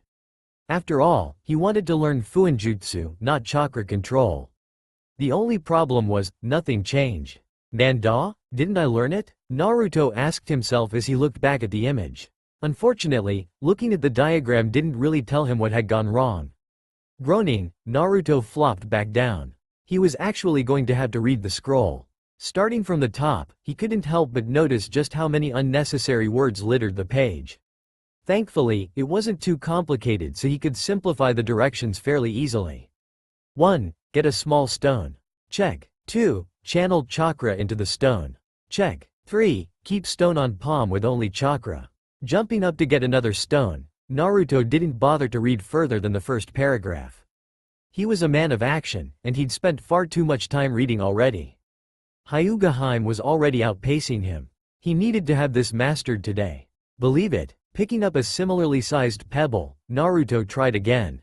Unfortunately, applying chakra only caused the small stone to shot off his hand just as rapidly, if not more so, than the last time he'd tried. Shimada, this is going to take longer than I thought, Naruto complained as he quickly rose from his spot to search for more small rocks. The modest pile of pebbles was soon completely depleted as he tried again and again only to receive the same result. No matter how much chakra he used, he couldn't get the darn stone to stick. Huffing in frustration, Naruto turned his attention back to the scroll. He was going to need to read more than the first paragraph if this was going to work. Well, that makes sense, he thought as he finally read the entire explanation. Too much chakra and the stone shoots off, but I kind of already figured that one. And too little chakra causes the rock to not stick. Yeah, pretty sure I don't have that problem, Naruto thought as he glanced over the instructions once more. There's got to be some kind of trick or something, he continued as his eyes took in the words. Just my luck, he complained. No tricks or tips. Well, isn't that just swell? The only thing he'd noticed was the advanced form of doing the technique on any part of his body and the replacement of the stone with a single leaf. However, he'd need to get the dang thing to stay on his hand first. With no shortcuts in sight, Naruto went to gather more stones. A quick look around his spot and he realized that he wouldn't be finding the pebbles he'd already used. Of course, if he thought about it, it made sense. They'd shot from his hand with some pretty impressive speed. He really wouldn't be surprised if they were a couple miles out from his position. So, without the prospect of easily finding the stones he'd already used, he got to work looking for more. Luck was with him as it only took a few extra minutes to gather a rather large pile of pebbles. Stones in hand, he set back to work. The next 2 hours were spent in rapid concentration as he attempted to keep the small rocks in his open hand. Belly rumbling, he'd felt he had made enough progress to justify taking a lunch break. He figured the 5 feet distance his pebbles were traveling was pretty good progress, all things considering. He was going to stay positive, just as Master Pranking Rule number 28 said. There was no point getting down if he could actually see the progress he was making. So maybe I'm not where I thought I'd be right now, Naruto thought as he moved to his little pack. This is just a small setback, he continued as he pulled out a small pot and a cup of his favorite instant ramen. He'd of course come prepared. I'll have those stones sticking to my hand by the end of the day. Believe it, he finished as he began the process setting up his campfire. It was actually a rather relaxing activity, gathering wood and the proper stones just as Inu-san had taught him. Fire started, Naruto hopped over to the nearby river to fill his little pan. He wasn't looking forward to the long wait for his lunch, but maybe he could make the most of his time. Plopping down to wait, Naruto thought over his situation. Maybe the problems with the pebbles? He thought as he sat back, leaning into his favorite tree. Maybe it's just not heavy enough, he continued as he gazed up at the sky. Yeah, I should use bigger rocks, he concluded with a casual glance at his heating water. Plus bigger stones are probably more difficult, which means I'll have even better chakra control when I'm done. Decision made, he transferred the hot liquid to his cup noodle to begin the long agonizing 3-minute wait. 5 minutes later found Naruto combing the area for more rocks. Stumbling upon a stone just a little bit smaller than his palm, he picked it up and tried again. Eyes shut tight on the off chance this wouldn't work. He didn't really want to see the damage a rock this size would make. Naruto applied the same amount of chakra he'd been using earlier. Holding his breath he waited.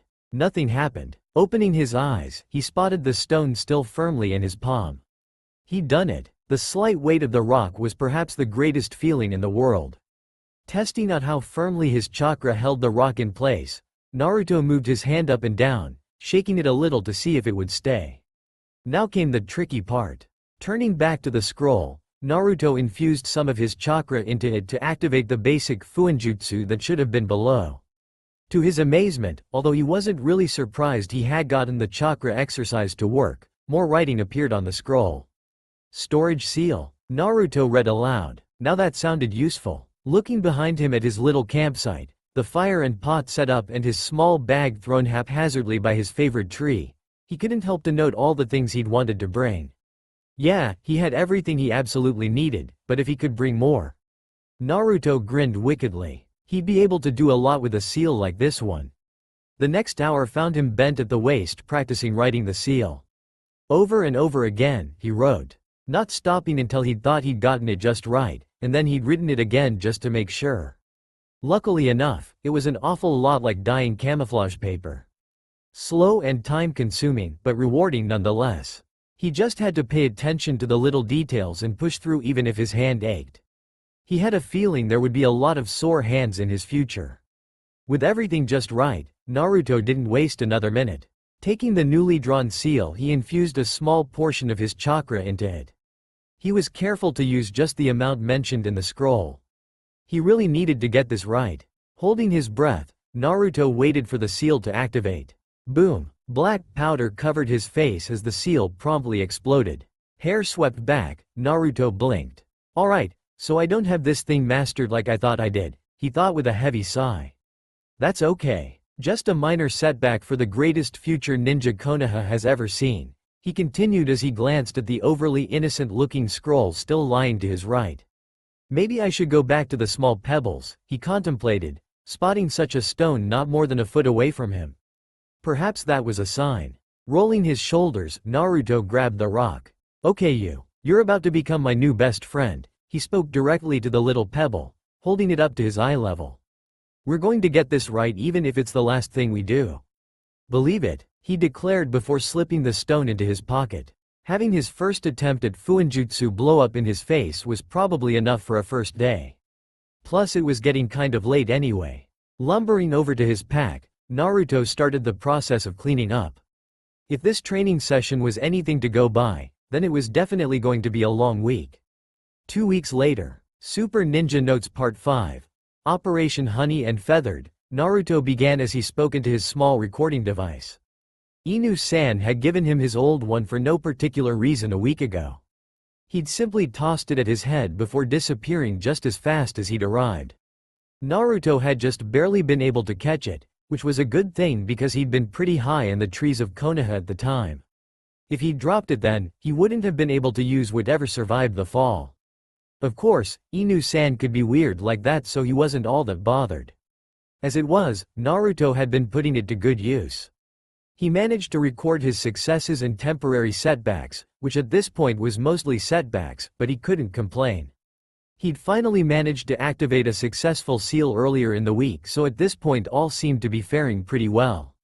And now that he could record his sealing attempts, he could more easily replicate those successes and avoid the setbacks.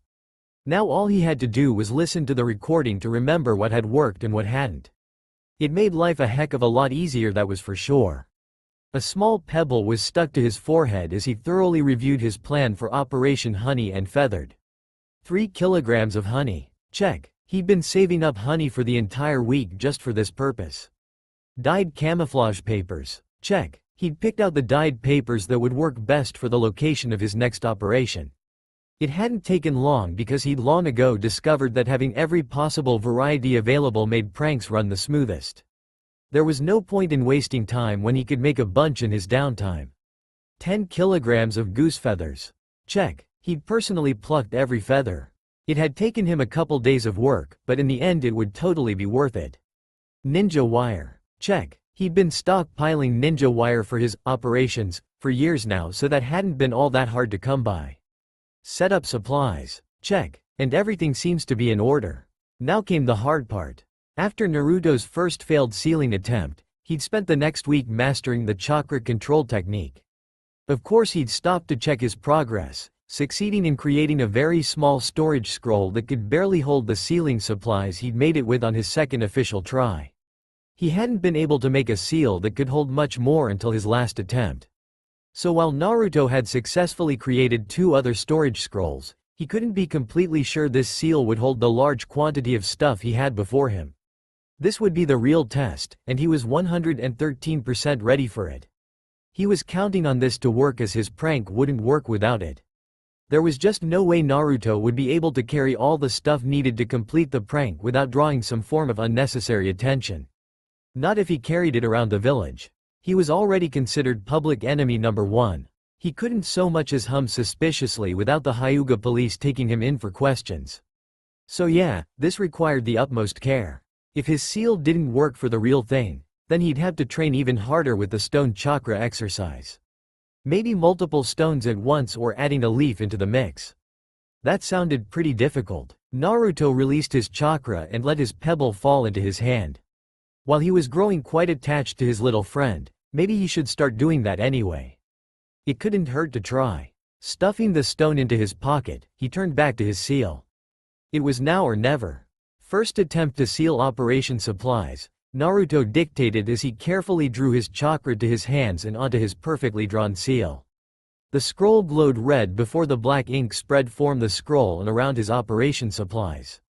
He tried to make the necessary comments as he watched, absent-mindedly speaking into the recorder as he dictated everything that happened. He'd learned pretty quickly that if he didn't say everything that happened in as much detail as possible, then it was a lot harder to replicate it. Watching intently, he nearly jumped into the air in excitement as the objects grew red before disappearing into the scroll. He'd done it. Awesome. Success, he exclaimed into the recorder. He'd probably regret the volume when he listened to it later, but for now he didn't care. Now, before he started to celebrate his success prematurely, Naruto had to make sure he could release it. There was really no point in making a storage seal he couldn't undo. He'd just end up losing all his stuff. Going through the same process, Naruto slowly released the scroll dictating the process as he worked. In a flash, all of his supplies reappeared in front of him. Release of seal, super successful, he recounted in joy. This was a major accomplishment. After he completed his prank of the century, he was definitely going to treat himself to ramen ichiraku. Briefly inspecting his supplies to make sure there was nothing missing or broken, Naruto was excited to note that everything looked great. Now was the time to begin. Naruto quickly resealed his supplies and continued with the mission. Operation Honey and Feathers is a go. It was finally time to get that no-good sensei back. No one kicked him out of class for no good reason without suffering the consequences.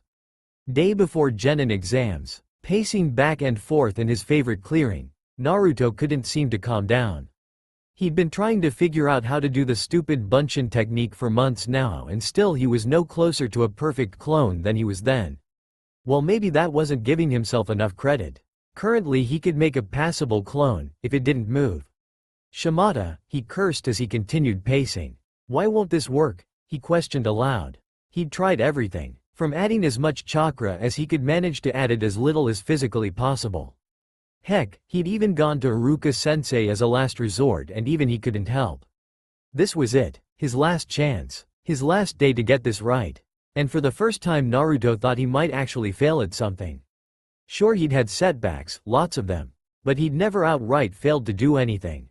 He'd always found a way. Squaring his shoulders, Naruto turned to face his flawed clone. There is always a way. Believe it, he declared as he pointed a finger to his near-perfect look-alike. Even if he didn't see it now, he knew there would be a way. For now, he just hoped this imperfect image would be good enough. Release of seal, super successful, he recounted in joy. This was a major accomplishment. After he completed his prank of the century, he was definitely going to treat himself to ramen ichiraku. Briefly inspecting his supplies to make sure there was nothing missing or broken, Naruto was excited to note that everything looked great. Now was the time to begin. Naruto quickly resealed his supplies and continued with the mission. Operation Honey and Feathers is a go. It was finally time to get that no-good sensei back. No one kicked him out of class for no good reason without suffering the consequences. With his supplies resealed, Naruto placed the scroll in his pants before making his way to his target location. As Master Pranking Rule number 40 stated, always know your target's typical patterns and usual mannerisms before pranking. As a result, Naruto had spent that last week studying his sensei's movements inside and outside of the classroom. Before he'd gone on his week-long surveillance venture, Naruto's initial reaction had been to prank the man at his home. Theoretically, the location was perfect as firstly, it was the easiest place to access which would, secondly, require next to no research before he could execute his prank. Sure, sensei would likely have several low-key traps on the place, but those wouldn't be all that difficult to bypass. After all, nothing was harder to get around than the traps at the Uchiha compound or the Hyuga police buildings, and he'd still managed to make it past those. Of course that was before they'd improved their security. Little details that really didn't matter much, as he was sure that with enough time he'd get around those new ones too. So, yeah, Naruto was fairly confident that he could have done it, infiltrate his sensei's apartment, but with no witnesses. Where was the fun in that? After all, a prank was only truly great if it had someone to witness it. That level of embarrassment couldn't go without an audience. That was the whole point of Master Pranking Rule number 56.5. So sensei's apartment was out, and of course it went without saying that the classroom was out too, since sensei would be expecting something from there. Although that didn't mean that Naruto couldn't have hit him there. In fact, targeting the classroom would have added a level of difficulty that would have made the prank all the more fun, with the end result even sweeter. However, that type of prank would have tacked on another week of preparation. There was just no way he was going to wait that long. Especially not when it was still possible for sensei to catch on and notice it before the prank went off. There was just no way he could guarantee a successful prank with sensei this alert. Even he was willing to admit that his trap-making and setting skills were only so good. Hopefully, with the new seals he was learning, that would no longer be the case, but that was neither here nor now. Improving his pranking skills would come with time. He could wait on something like that. It wasn't like he really wanted to pull another classroom prank so close to the last one anyway. That type of decision would probably not sit so well with Gigi, and he was already going to be on thin ice when he finished this prank.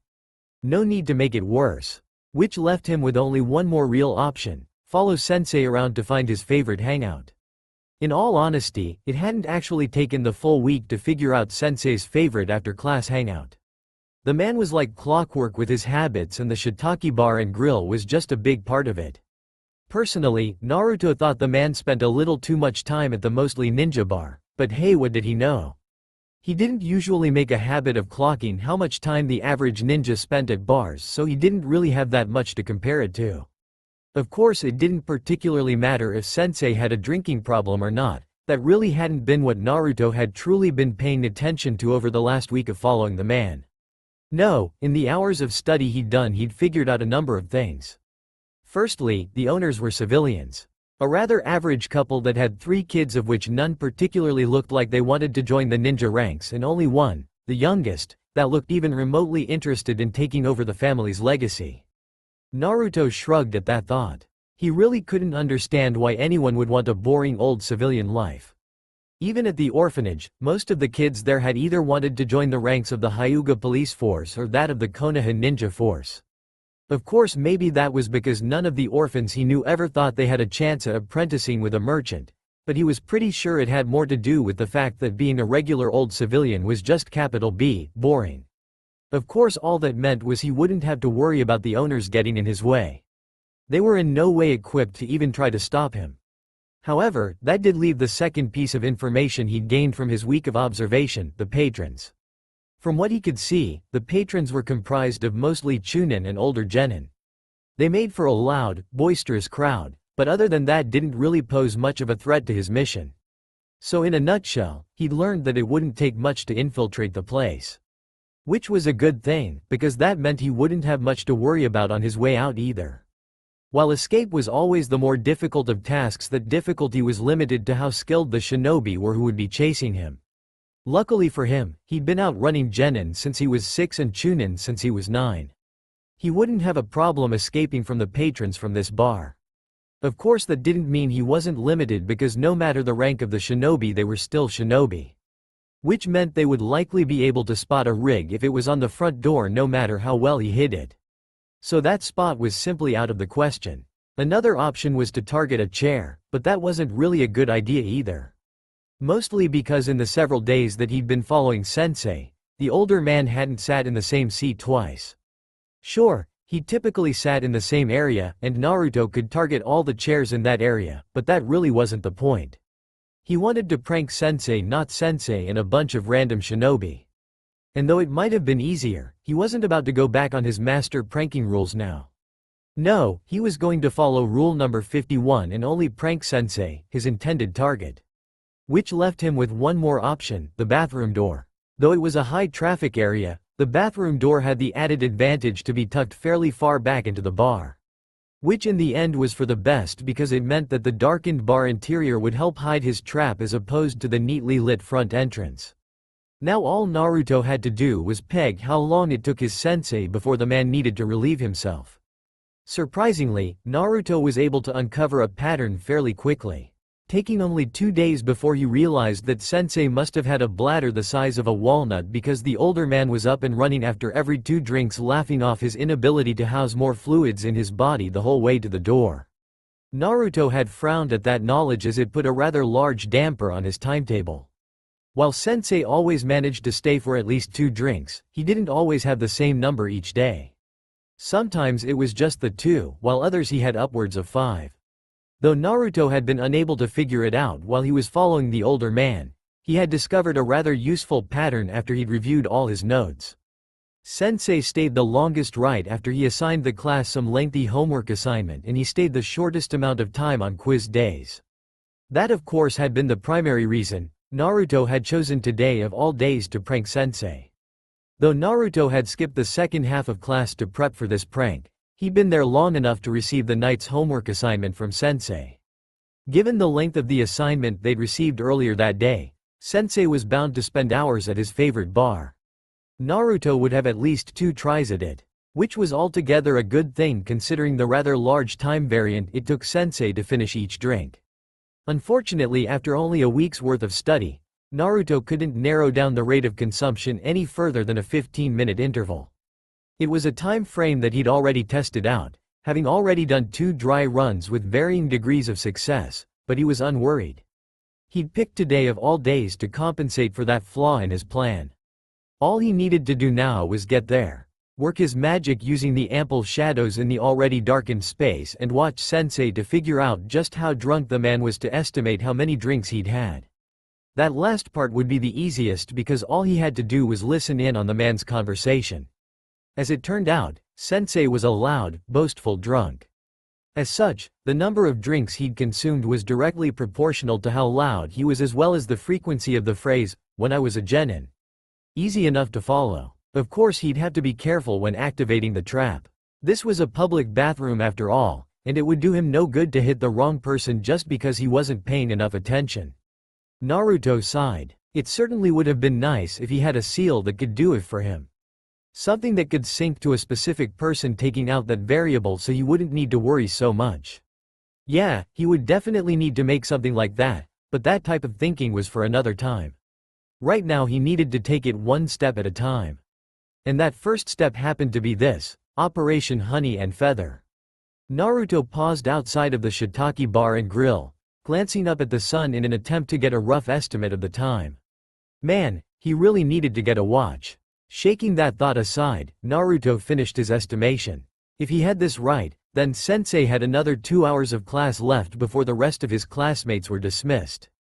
That gave him 2 hours plus the hour and a half of extra time that Sensei spent going over notes and helping anyone, well, almost anyone, who wanted the help after his lesson.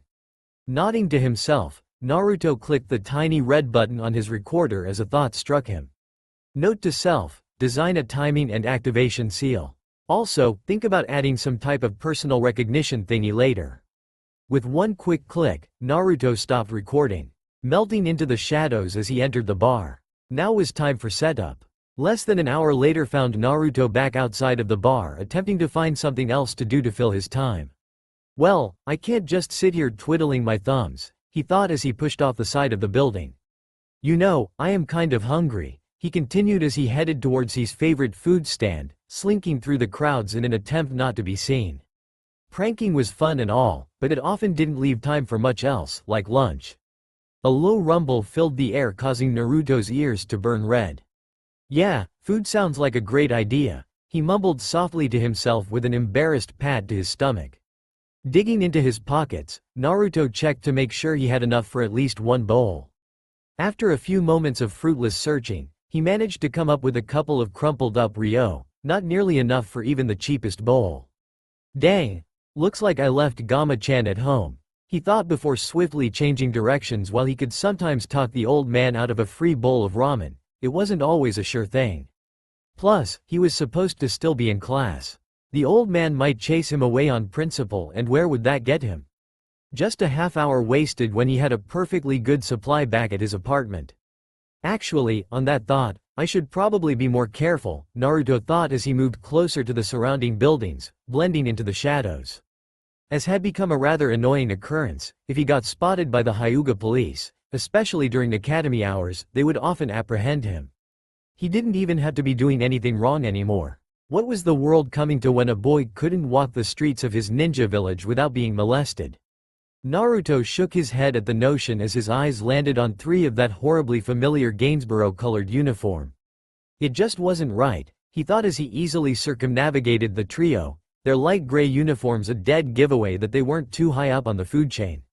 Continuing towards his apartment, Naruto sped up the pace. He may have avoided a completely unwarranted capture, but as long as he was out in the open he couldn't really relax.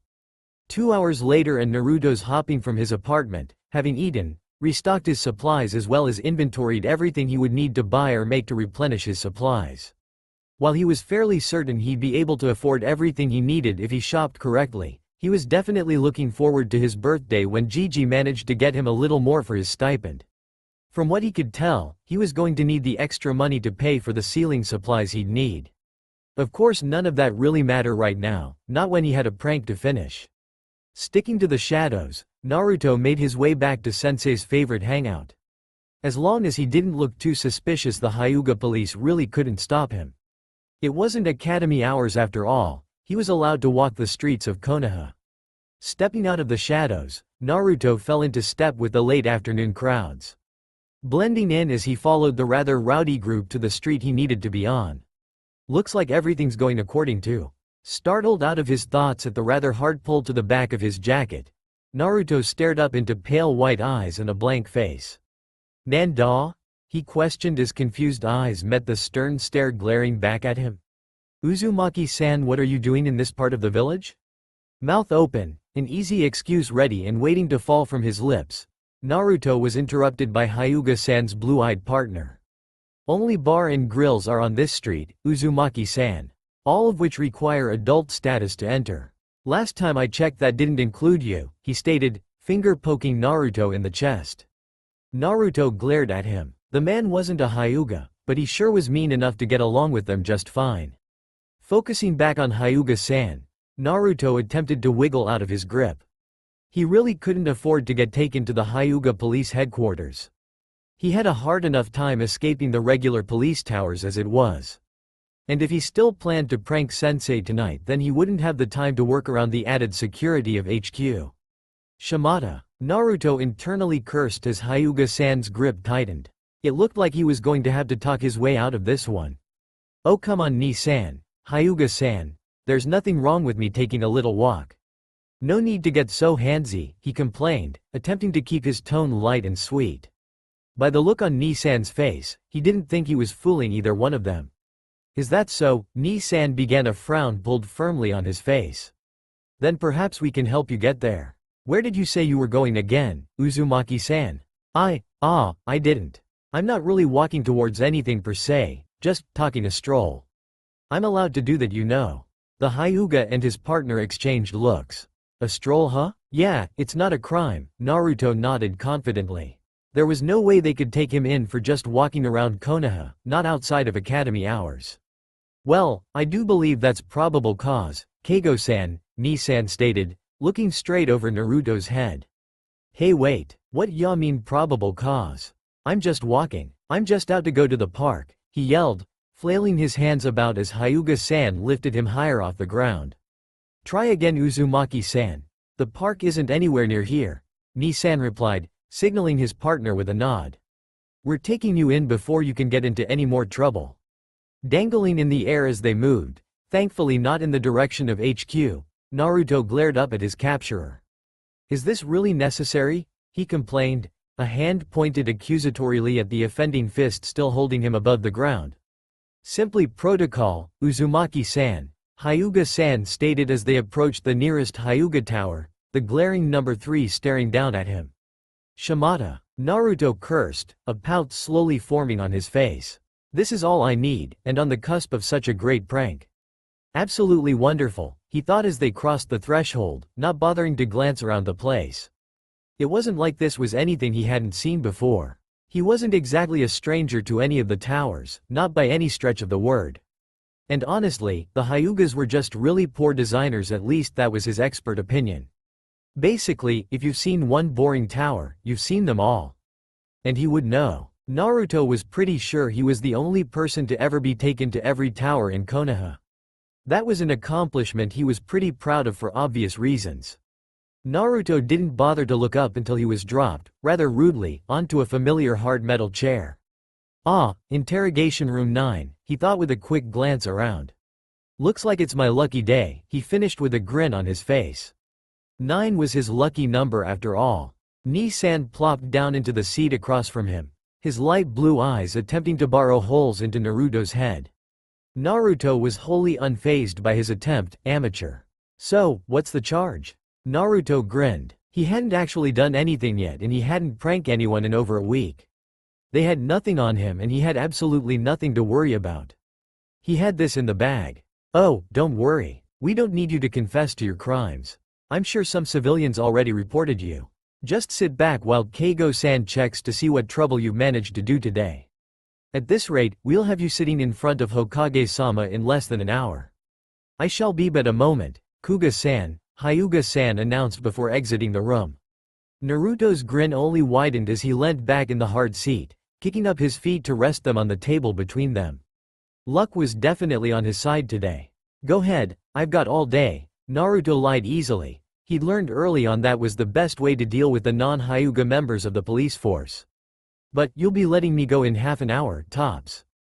Do they still make you issue the apology, or does your sergeant have to do it? Funny, but I can't seem to remember, he finished with a smirk, happy to see the red coloring his cheeks. Laugh all you want, Uzumaki-san, but it won't get you out of this room any faster. We both know you're up to no good, Ni-san replied, his tone even despite the fury Naruto could see burning in his eyes. Naruto nodded once. Ni-san certainly managed to keep his cool. All things considered, that was pretty impressive.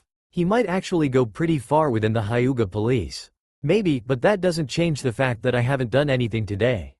You'll see, Naruto finished, glancing around the room until his eyes landed on the surveillance camera in the corner. Grinning at the camera, Naruto retreated to his thoughts. This was taking up a lot of time, but not too much. If he was careful, he should still be able to make it to the bar before he's missed both of his chances to get back at Sensei. Soon enough, Hyuga-san was poking his head back into the room. Kuga-san, if you would, the man stated quickly, cutting off his partner before Ni-san could get a word in. With a nod, Ni-san left, but not before threatening Naruto against escape, which was of course entirely unnecessary. He only ever tried to escape when he was actually guilty of something. After all, it wasn't really a loss until he was standing in Gigi's tower. Minutes later the door reopened and Naruto's smirk grew wider. While Hyuga-san wasn't giving much away, Ni-san was an open book. And right now, he didn't look all too pleased. So, what's the damage? Uzumaki-san, if you will, Hyuga-san stated, pointing towards the open door. Of course I will, Hyuga-san, Naruto replied, grin still lighting up his face as he hopped from his chair, hands stuffed firmly into his pocket. The walk back to the entrance was silent and awkward and Naruto loved every moment of it. Pausing at the door, he waited. This was the Hyuga police. An apology was expected. After all, it was the polite thing to do. Gomen, Uzumaki-san, Ni-san ground out, anger clear in his stance as he forced the apology from his lips. Why thank you ever so much, Naruto laughed before starting in the opposite direction of where he really needed to go. Told you, you'd be giving me that apology, Ni-san, he called over his shoulder as he sped up his pace. He needed to get out of sight before Ni-san actually lost his cool. Sticking to the shadows, Naruto spent another 10 minutes heading in random directions before finally making his way back to the bar. He may have gotten away from the Hyuga police once today, but he wasn't naive enough to think they wouldn't have someone following him. Like Master Pranking Rule number 47 stated, don't make risks you don't have to take. So even if no one was on his tail, which he highly doubted, his pranking skills were legendary and they would be fools to not track him, he wasn't about to risk it. Finally, Naruto made it back to the Shiitake Bar and Grill. Operation Honey and Feather was a go. Creeping into the dark confines of the bar, Naruto made his way towards his rehearsed spot. He may have been late, but that didn't mean he was out of the game yet. Listening into Sensei's conversation, Naruto smirked. The man was loud, far louder than his 2-drink minimum. And even better, it seems Sensei couldn't go 2 sentences without mentioning his time as a genin. If he had this right, then that drink Sensei was knocking back was likely the 4th one of the night. As it so happened, luck was on his side because no sooner had Naruto made his calculation, his sensei was getting up from his table, laughing loudly as his friends teased him as he made his way to the restroom. Waiting on the tips of his toes, Naruto watched as his sensei makes his way to the door. Finally, after what felt like an eternity, Sensei was in place, right next to the restroom door. With no one else near enough to get caught in the blast, Naruto released his trap. Bang! The sound was soft yet effective, stopping Sensei in his tracks as honey shot out, covering the man in the process. Acting with the reflexes of a chunin, Sensei ducked out of the way, stepping to the, conveniently, only available side. Just as expected, the last half of his trap released, goose feathers falling like rain as they stuck to the honey like glue. Naruto grinned wide, admiring the new look his sensei was sporting. It had all happened in a split second, but it was one of the most satisfying seconds of his short life. Glancing around at the residue of the trap, honey and feathers littering the already dank floor of the bar. Naruto almost felt sorry for the mess, almost. Unfortunately, it was just the sad fact of life. In the pursuit of justice, sometimes there was collateral damage. Of course, from the volume of the laughter booming throughout the bar, Naruto didn't think too many people would care. Many the owner's kids when they had to clean up the mess, but hey, they'd get over it. Looks like Uzumaki got you good, Naruto heard as he headed for the door. It was always good having his work recognized. Slinking through the shadows, Naruto couldn't help the little laugh that escaped him. He'd gotten sensei pretty good. That was a job well done in his book. Plus, it had been really fun. Sure, he'd have to be more careful about the Hyuga police, but he'd gotten to do an awesome prank. Better yet, the pranks would only get better with each new seal he learned. He only wished he could do more than just the one per new seal. Still, he'd promised Gigi he wouldn't go overboard, so he wouldn't. He was Uzumaki Naruto and he never went back on a promise. Plus, there were always ways around it.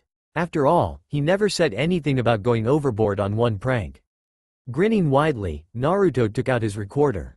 Note to self, go all out on the next prank, I mean training session. The pale moonlight was bright in the night sky, illuminating the world beneath it. Stationary buildings reflecting the soft light left the area in a strange eerie glow. Its penetrating white light illuminating the resting inhabitants within the confines of each imposing structure. Hinata slept peacefully under the pale glow of the moon. The slow steady flow of her breathing went undisturbed as time ticked by slowly. One invariable breath after another. One unfaltering heartbeat after another. She slept on. Suddenly, without visible change and without any noticeable indicators, her eyes snapped open. And she awoke. Staring at the plain tiled ceiling above her, Hinata made no move to rise. She held still. Gazing motionlessly at the ceiling, she did not bother to look around. After all, she had little reason to, long ago having memorized the simple layout of her quarters. Besides the oak desk pressed against the far wall, there was nothing of note within the confines of her space. No elaborate paintings to gaze upon. No colorful decorations to break the endless expanse of monotony. Not even a clock placed high upon a wall or low upon the small bedside table. There was nothing. Of course, she'd long ago come to terms with the lack of decor. As Oto-sama always said, the world was filled with distraction. There was no need to bring it into one's only calm space. Of course, now that she was older, she also realized the political reasons for living minimally. In a ninja village within a prominent ninja clan, those of power and wealth were frowned upon if they highlighted their elevated status with petty displays of frivolous artifacts. A leader must always put the needs of their people above the needs of their own. As such, interesting artifacts and paintings had no place within the main house manor, much less her own quarters. It wasn't as if she had need for any such articles. She'd spent so little time in her room that paintings and decorations were a waste of resources. She had little use for those types of trinkets and baubles. Additionally, a clock would be another such unnecessary object as she hadn't needed one to aid her in discerning the time for many years. As she'd never been allowed the use of one, she'd developed her own means of telling time. Whether Oto-sama had intended for her to become wholly independent of time devices, a theory she was more than willing to accept given his constant insistence that she be independent in all ways. Or perhaps he had simply wanted to reinforce the importance of patience, she did not know. However, it was because of Oto-sama's strict directives that there would be no visible clocks within the compound that had enabled her to learn the much valued skill. As such, she currently held no use for the objects. Inhaling deeply, Hinata estimated the time. 0447. She had another 13 minutes before she was to begin her day. 13 minutes before everything changed, and she wasn't quite sure how she should feel about that. Today would not be like any other day. And unfortunately, she lacked the luxury of knowing that all would return to the same familiar schedule she'd grown so accustomed to tomorrow, or even the next day. No, today was the beginning of a new stage in her life. Today, she would begin the process of becoming a genin. Today, she would be one step closer to taking over her clan. One step closer to taking her rightful place within the village. She knew she was ready to take this step. However, that knowledge did not stop the small amount of anxiety from running through her veins. For almost as long as she could remember, she'd been on a strict routine. It had varied little within the last 8 years. And now, that routine would be shattered completely. While she was sure she could force some sort of structure onto her new life, she knew that it would not be the same. There would be no one to usher her from one activity to the next. There would be very little one-on-one instruction. There would be less time spent under Oto-sama's heavy, analytical gaze. In the eyes of the village and in the eyes of the clan, she would be an adult. She would be officially responsible for her actions as well as the actions of her future teammates. While she was confident that she would succeed in her future endeavors, these were the tasks that she'd been instructed in for the last 8 years. She could not shake the small amount of anxiety that whispered in her ears that she might falter in her path to success. She might stumble on the way, and while that would be a minor setback, such a misstep would disappoint Oto-sama. And she could not disappoint him. She could not disappoint the man that had taken so much of his personal time to painstakingly instruct her in the ways of the clan. Even if she struggled to master a clan technique, he had not given up on her. He had pushed and pushed until she'd gotten it correct, and then he had pushed further so that it was not only executed perfectly, but ingrained in her every movement. No matter what, she could not disappoint him. Of course, she realized that these worries were unfounded. Given what she knew of the Ninja Academy training, which was quite a lot due to the fact that she'd spent half a year studying and evaluating the Hyuga Academy, Police Academy and the Ninja Academy training regiments, she would be hard-pressed to disappoint Oto-sama today. All the same, it would have been nice if she had someone to talk to about these fears. However, she was Yotsugi, and the Yotsugi does not fear, at least she doesn't show it. Of course, she might be able to confide in Tatsuki-san, her only confidant within an endless sea of people, but even here she hesitated. She would always be Yotsugi, and as such she would always have certain standards to maintain even with her only confidant. And really, this small anxiety was beneath her.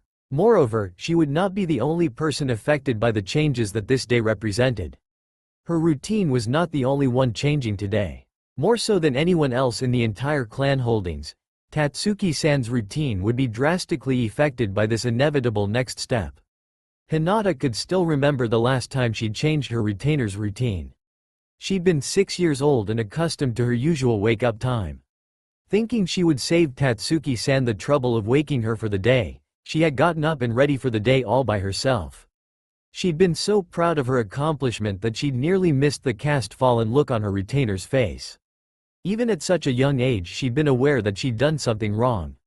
It had been then, at the tender age of 6, that she'd learned that her actions had consequences. She'd learned that she had to consider all possible outcomes when deciding what to do. She'd realized that just because she could do something, didn't always mean that she should. And she'd taken that knowledge to heart. It was the reason Hinata currently found herself staring at the white tiles of her ceiling, though she'd been up and ready to start the day for the last 10 minutes. It was why she would continue to lay here for another 3 minutes despite the fact that she'd long ago memorized the tile layout above her. Even when she was only occupied with her own thoughts, she refused to upset those around her unnecessarily. Boredom was not an adequate reason to cause pain. Additionally, she found that she quite enjoyed the small amount of happiness she could bestow on those around her. If she could provide that small amount of happiness via her actions, or in this case inaction, then she would do so. Especially if she could do so without resorting to actions unbecoming of the Yotsugi. It was the least she could do. Motionless, Hinata continued to stare at her ceiling. If she knew Tatsuki-san like she thought she did, then her head retainer would be just a tad bit early to start the day. Hinata listened to the soft, strong beat of her own heart as she waited the last minute before the official start of her day. She would need to modify her morning training schedule if she wanted to use her morning efficiently. On a normal day, the Ninja Academy started at 0900, but given the nature of today, the start time had been pushed back an hour.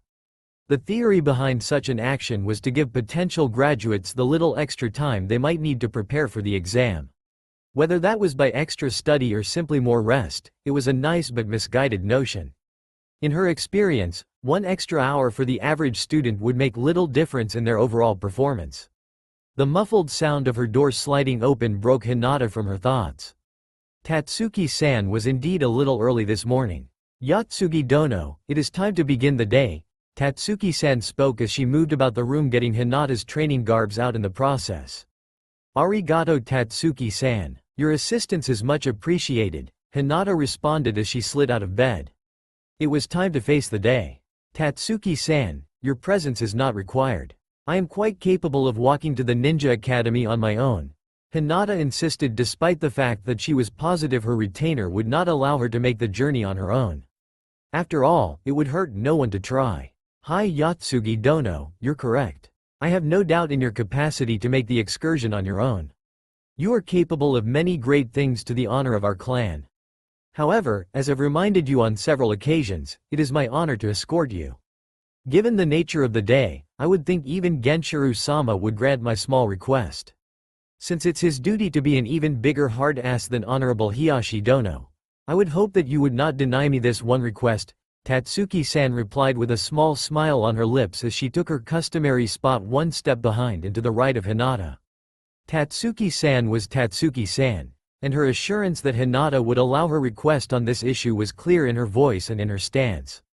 Hinata could no more deny Tatsuki-san the pleasure of waking her up in the morning, let alone a simple request to walk with her as was Tatsuki-san's right as head retainer. Tatsuki-san continued alongside her, knowing already the outcome of her request even if Hinata could not vocalize it. And Hinata did not dare answer her request for fear that emotion might escape her. Tatsuki-san knew her so well, and Hinata could say that she was perhaps her only friend, if the somewhat distant woman could be called as such. As always, she had that innate ability to bring out the very un-Hyuga-like behavior in her. Perhaps it was because Tatsuki-san had been taking care of her for the entirety of Hinata's life. Hinata mentally shook herself of her thoughts. Now was not the time for her to contemplate that oddity. Instead, she started forward, confident that Tatsuki-san would follow without a reply. Ah, just as I predicted. Today will be a very beautiful day, Tatsuki-san began as they made their way towards the academy. This is a good omen, she nodded, not expecting her charge to join in the conversation. This was how most of their conversation went nowadays. You shall do spectacularly today, greatly honoring the clan, she continued, not at all bothered by Hinata's silence. By now, Tatsuki-san was more than capable of maintaining their one-sided conversation. Of course that is to be expected, Tatsuki-san continued, occasionally nodding to a familiar face as they passed. You have brought our clan the greatest of honors since the day of your birth. Still, for whatever reason, I feel as if you will experience a different kind of challenge today. Something beyond the mental and physical challenges of the genin exam. I, of course, will be faced with the challenge of finding something to do with myself. I think I'll practice with Genshiro-sama. He's always badgering me to spar more with him. It's always, how do you expect to protect Yatsugi Dono if you do not practice? I keep telling him that the day you need my assistance is the day that life as we know it will change. Of course, I'll still practice. The physical aspects of training has always been my favorite. And with you beginning your ninja career, I'll have more time to hone my skills. Even so, he keeps forgetting that I have more to do than him. The Honorable Hiyashi Dono has not needed his direct assistance in years. Taking a breath, Hinata paused in front of the academy building. They were there sooner than she would have imagined, but Hinata was unsurprised. She was positive that Tatsuki-san had done that on purpose to distract her from the unknown soon to come. The constant chatter, soft and meant for her ears only, was oddly calming. As much as her life was about to change, it seemed that Tatsuki-san would never change. At least this aspect of her life, the one very permanent fixture, would always remain the same. Tatsuki-san took one step forward, bringing her level with Hinata, before turning to her charge. Yatsugi Dono, you have always made the clan proud, and you will always continue to do so because that is who you are. Remember to always hold your head high. You are a Hyuga. No one is above you, Tatsuki-san softly declared, as she looked straight into Hinata's eyes. Hinata could feel the ghost of the gentle touch that would have rested briefly on her shoulders had they been alone in the solitude of her own quarters. With a short nod, Hinata turned to enter the building, the phantom touch still ghosting along her shoulder. She didn't need to ask to know that Tatsuki-san would be waiting for her when she was done. Some things just didn't need to be said. Naruto rushed from his apartment like his life depended on it. How he managed to oversleep was beyond him.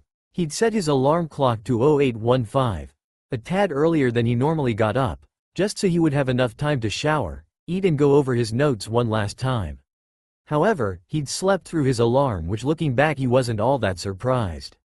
Only now it was 0856, he'd skipped breakfast, barely had enough time for a shower, and hadn't had enough time to even think about grabbing his notes, let alone actually read through them before he'd raced out the door. He had less than 5 minutes to make it to the academy before Mizuki-sensei counted him absent. Where did all my luck go? He asked himself as he raced down the street. Glancing up at the sky to gauge the time, Naruto cursed. Shimada. At this rate, I'm going to be at least 5 minutes late. Dang it, I just know Mizuki-sensei's going to use this against me, but maybe Iruka-sensei will keep him from banning me from the exam, he continued as he scaled the side of the nearest building. Sometimes the rooftops really were the best mode of transportation. Hopping down from the shingled rooftops, Naruto skid to a halt, flinging the door to the academy open as he sped towards his classroom. Bursting through the familiar doors, Naruto glanced at the clock hanging on the wall. 0903, he huffed, half bent over as he tried to catch his breath. That's close enough that Mizuki-sensei can't kick me out, he continued, still gasping in large mouths of air. He'd probably just made a new personal best for getting to class.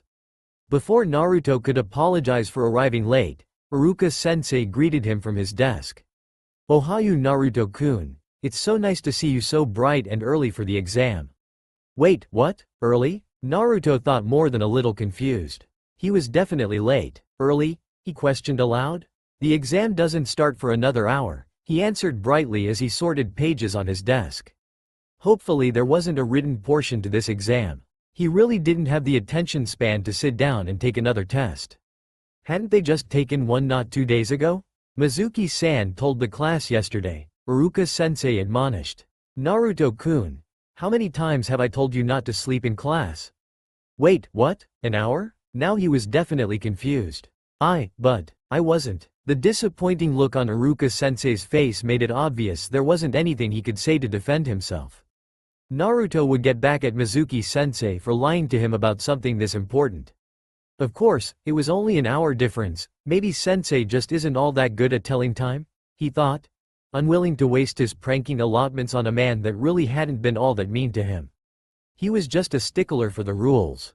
What is this, the 6th time Mizuki-sensei's gotten the time wrong? Naruto asked himself. Man, I got to stop asking him what time things start. He's just no good at keeping track of events. Oh, okay, you need any help, Iruka-sensei? He asked. It wasn't like there was a whole lot else he could do since he didn't have his notes. Sure, Naruto-kun, you can help me sort through my papers, Iruka-sensei offered, moving over a little to make room.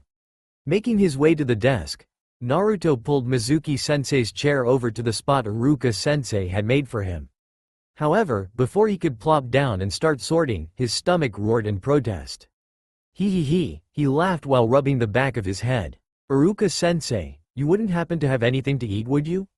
I kind of left without grabbing breakfast. Well, I was saving this as a gift, but since I'm sure your stomach can be heard from across the building, I think I can give it to you, he replied, digging into his desk to grab the requested items. Wait, a gift? I can't take someone else's gift, Naruto stated quickly. Gifts were too important to him for him to take that away from someone. Don't worry about it, it's just dango, Iruka-sensei consoled, but with one look at Naruto's worried face he continued. I'll let you in on a little secret, he said as he leant in, lowering his voice to a conspiratorial whisper. Naruto leaned in excitedly. I can always buy more. Naruto nearly fell out of his seat at that. Sensei could be so silly, before righting himself to reply. Well, okay, as long as you can get more, Naruto conceded before taking a handful of the sweet sticks. It had been a while since he'd eaten dango. This is pretty good, he complimented, mouth half full of the sticky dessert. Not as good as ramen, but what is? Looking at the large number of the treats, Naruto couldn't help but ask another question. Why do you have so many of them? Well, the person these were originally for really likes dango, Iruka-sensei replied while grabbing a stick for himself. She doesn't particularly care what flavor you get her as long as there's a lot of it. Whatever, Iruka-sensei, he replied, stuffing another stick into his mouth. He wasn't going to complain about free food. Lost in his task, talking with his favorite sensei, Naruto didn't notice the passage of time until the sound of the door opening signaled the first student. He didn't bother to look up. It wasn't like the early bird was going to want to talk to him. All of his friends liked to take their time making it to class. Kiba-kun was lazy, waiting until the last minute like Naruto normally did. Shikamaru-kun liked to sleep too much and Choji-kun always waited for Shikamaru-kun so they could walk together. Plus, he wouldn't have to move until Mizuki-sensei arrived. Why get up now? Of course that sentiment lasted only the 2 seconds it took for Iruka-sensei to glance up at the newcomer. Instantly, the startled man jumped from his seat as he hastily made his way to the door. Now that had never happened before. Looking up from his task, Naruto's eyes met the cool stare of Hyuga. Decked in what he could only assume were her ceremonial robes as she looked more suited to start a high council meeting than to take down multiple missing nins. Hyuga stood before Iruka-sensei as he introduced himself. Ohayo gozaimasu Koshi-sama. I'm Amino Iruka, and it is a pleasure to have you join us today. Iruka-sensei greeted with a slight bow. Mizuki-san, my assistant, handles the roster. Once he arrives, he will be able to tell you the order the test will be given.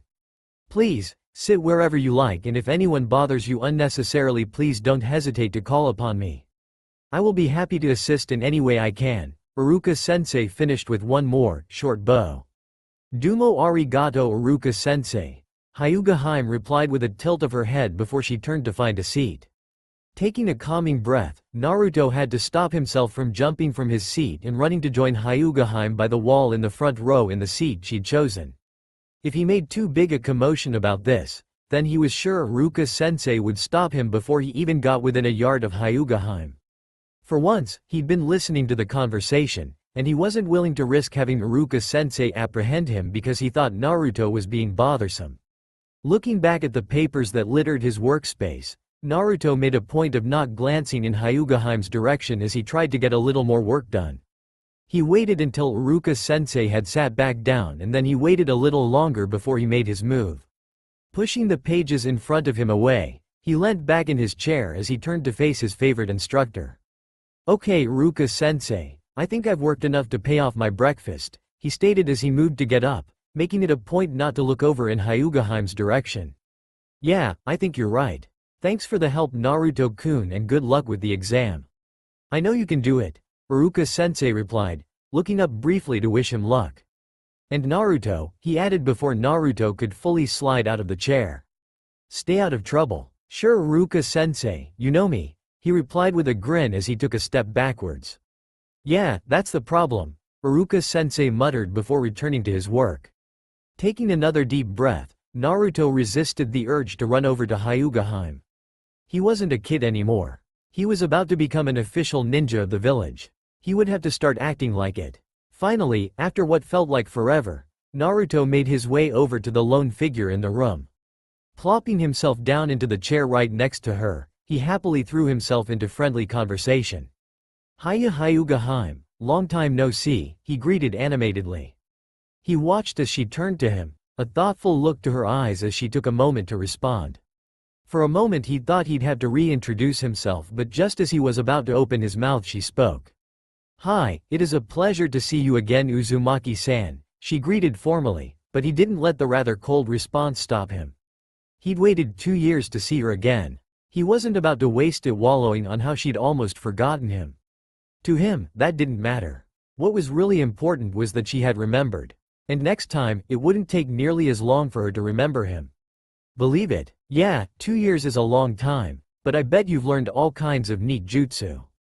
Of course I've been learning some really awesome jutsu too, and when we're teammates you'll be glad to have the most awesomest Konoha ninja with you. I can't wait until we're on the same team. It will be so cool.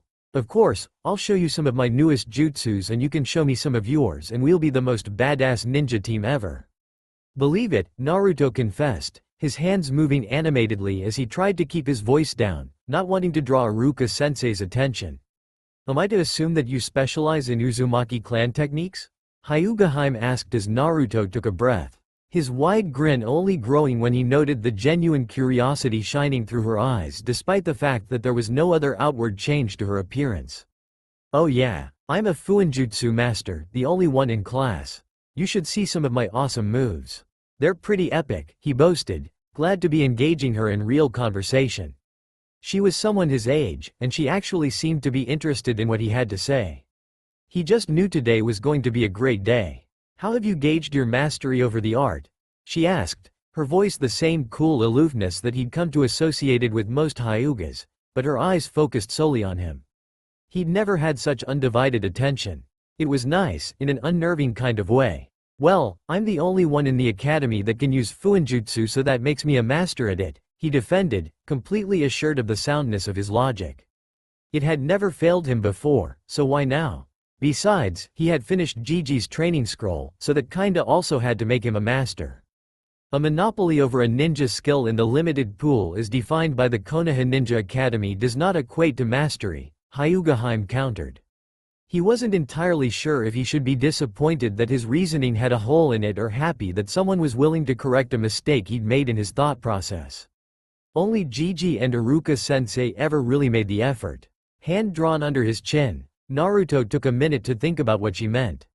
Yeah, I guess that's true, he mumbled aloud.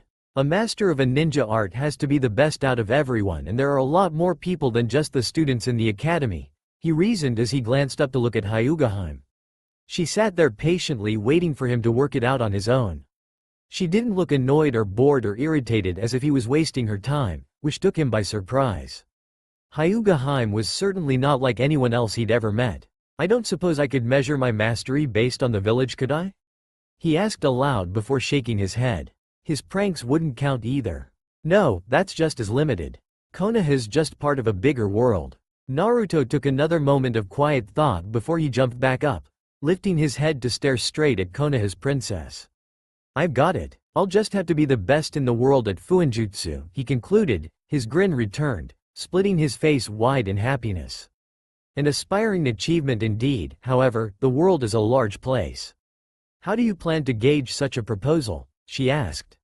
Naruto paused a moment to gauge her intent. He expected to see disbelief amongst the lavender swirl of her eyes, but instead all he saw was pure curiosity. Here was someone who did not immediately question his ability to accomplish something. She wasn't trying to be dismissive or mean. She just wanted to know out of simple curiosity. Grinning ear to ear, Naruto was happy to respond. Well, that's the easy part. He leaned in closer as he spoke, hands gesturing in the air. All I have to do is win. Win? She asked simply, mildly confused by the statement. Yeah, every fight, every battle, every spar, every mission, inside and outside of the village. If I win, then I'm the best. Eventually folks will hear the name Uzumaki and run from fear of my awesomeness. Then I'll become Hokage and you'll admit to everyone that I'm your best friend, the seal master of Konoha. Believe it, he declared, glad others had started to enter the classroom because there was little he could do to mask his excitement. Before Hyuga could reply to his bold declaration, Mizuki-sensei appeared in front of them partially out of breath. Koshi-sama, please forgive my tardiness, Mizuki-sensei apologized in a half-bow. Had I known that you would arrive so promptly, I would have striven to get here sooner. I am Mizuki, the assistant instructor for this class. No apology is necessary, Mizuki-sensei. Hyuga replied with a tilt to her head as her entire focus shifted to the nervous man in front of them. Naruto had never seen Mizuki-sensei act like this. He was always so confident and self-assured. Now, he looked like he was about to be punished for failing a class. No, I insist, Mizuki-sensei protested as he finally rose from his bent-over position. You see, my tardiness is not my only failure this morning, he continued, his eyes firmly on the ground. Please forgive me, but I may have forgotten to add you to the roster. Because of my failure, you will unfortunately be forced to take the exam last. Clearly ashamed of his blunder, although Naruto couldn't see why, as now he was likely to have even more time with Hyuga, Mizuki-sensei bowed again. Dumo arigato, Mizuki-sensei, for informing me of the situation. However, no harm has been done, Hyuga replied. Naruto couldn't help but admire the way she handled the older man. He probably would have complained a little, but then again, no one was likely to apologize to him for placing him last. Heck, they probably would have placed him last on purpose. Dumo arigato gozaimasu, Koshi-sama. You are as fair and benevolent as the Honorable Hiyashi-sama, Mizuki-sensei added before backing away, bowing one more time. He looked relieved, but Naruto couldn't really understand why. It wasn't like he was in trouble for redecorating the Hokage monument. Oh well, adults could be weird sometimes. Hinata stared at the familiar tile of her bedroom ceiling.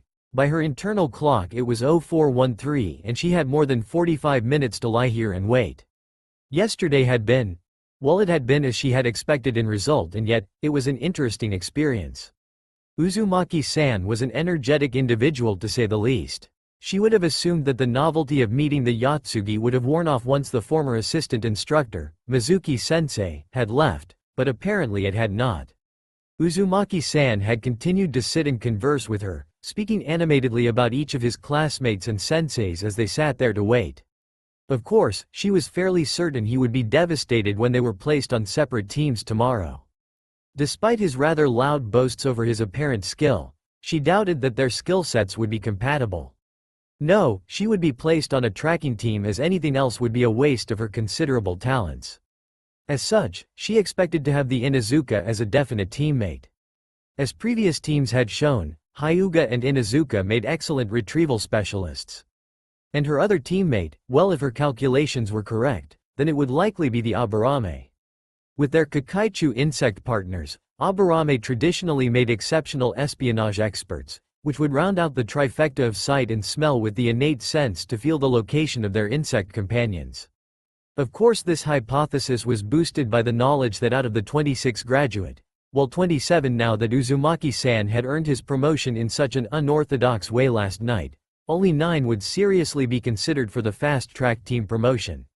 Only 3 teams would have the potential to actually join the ranks of active genin, while the rest would move forward as inactive genin, learning together in a mass group until they finally gained the necessary skills to succeed in the ninja world. With nearly all of the prominent Konoha clans present in this current graduating class, it left little room for civilian students to shine. Surprisingly, Uzumaki-san had been more helpful than she could have thought possible. As he divulged what many would see as random bits of information on his classmates, she had noticed the pure detail he'd unknowingly revealed. While overly loud and boisterous, Uzumaki-san was extremely observant, picking up little nuisances that were likely missed by their owner. Through his assessment, she'd been able to gather enough information to accurately conjecture on the likely team assignments.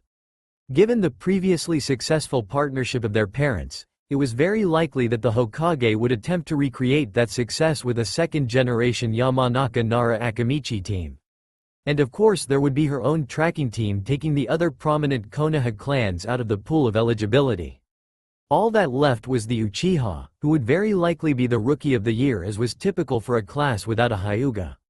Knowing the Hokage, he would likely put the Uchiha together with the top-ranking Kunoichi and the lowest-ranking student in the class.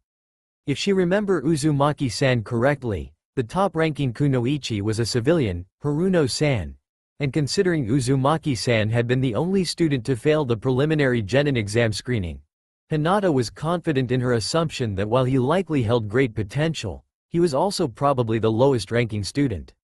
It was a team selection she was familiar with, considering Neji Nissan was on a similar team configuration. From what she could tell of Roxanne, he also held great potential. While she'd originally thought that having such a team configuration was a hindrance to the superior members, she could now see the logic. Perhaps it wasn't the lowest-ranking member that the Hokage placed on the team with the 2 highest, but the student with the most potential. A student that was hindered by the traditional teaching style of the academy, but with the correct guidance would rise to the competency level of his teammates with time. She had seen it with Roxanne, who was always a pleasure to spar with, and not just because it had broken up the monotony of her daily routine. And if what she knew about Uzumaki-san was indeed true, then she expected to see something similar in his case as well. After all, this was the same boy who warranted an "apprehend on sight" order for the Hyuga police. He may have been a prankster, however, considering his last couple of pranks had required her direct attention. He could at the very least be considered a very skilled prankster. Uzumaki-san is definitely interesting, she thought as she noted the time. 0457. She wouldn't have to wait much longer. Today was to be a day of rest before life completely changed, but she found she could not give up her morning routine. She wanted to experience the relaxing repetitions of chakra control exercises. She needed the familiar pull of her physical endurance training and the long meditative minutes of stretching that would precede and follow those activities. She craved that little bit of normalcy all before her morning meal, even if the day would be spent shadowing Oto-sama. She may have been one more step closer to taking her rightful place as clan head, but she just couldn't give up this last bit of consistency. "Yatsugi Dono, it is time to begin the day," Tatsuki-san spoke as she entered the room, her traditional greeting bringing Hinata from her thoughts as she rose from the bed. "Arigato Tatsuki-san, your assistance is much appreciated," Hinata responded automatically, the reply so second nature that she didn't even need to think of the words before they slid from her lips. Today was likely to be another life-changing day, but that didn't mean she couldn't hold on to at least some of her favorite habits. "Tatsuki-san, what time am I to meet with Oto-sama?" Hinata questioned as she sat down to eat the simple morning meal placed on the low table before her. Since Ka-chan's passing, Hinata typically had only Tatsuki-san for company during her morning meal, that was unless Hanabi-chan felt like waking up early to eat with her, which she did on occasion. The morning meal in the Hyuga clan compound was not as sacred as the evening meal, so Oto-sama rarely insisted that they eat together, which Hinata actually didn't mind. It gave her a chance to regroup and prepare for the day after her morning training. "The Honorable Hiyashi Dono requests your presence in his office at 0900, she replied as she read off her handy clipboard. It was a relatively new addition acquired when Hinata's advanced age had required the assistance of additional retainers to maintain her packed schedule and her growing household responsibilities. It was a humbling experience to realize that while her responsibilities increased, so did those of her closest retainer. She often used that knowledge, the knowledge that she wasn't the only one with growing responsibilities, to get through days where she felt like she might explode. If Tatsuki-san could handle the pressure, then so could she. Consuming her meal as quickly as decorum would allow, Hinata nodded in understanding. Unfortunately, her training had run a little late, so now, if she was to meet Oto-sama's expectations on punctuality, she would have to cut her morning meal short. Again, she didn't particularly mind. Punctuality was as important to her as it was to Oto-sama. It was one of the few traits they had in common. Moments later, her meal completed, she found herself on the other side of Oto-sama's office. Tatsuki-san standing behind her, and just to the right, Tatsuki-san knocked before sliding the door open for her, allowing Hinata to enter the room first. She was expected, there was no reason to wait for his permission to enter like some visiting official. Tatsuki-san took a moment to greet him, before she bowed and backed out of the room. Her job as escort completed, she had other tasks to attend to. "Reishi, take a seat.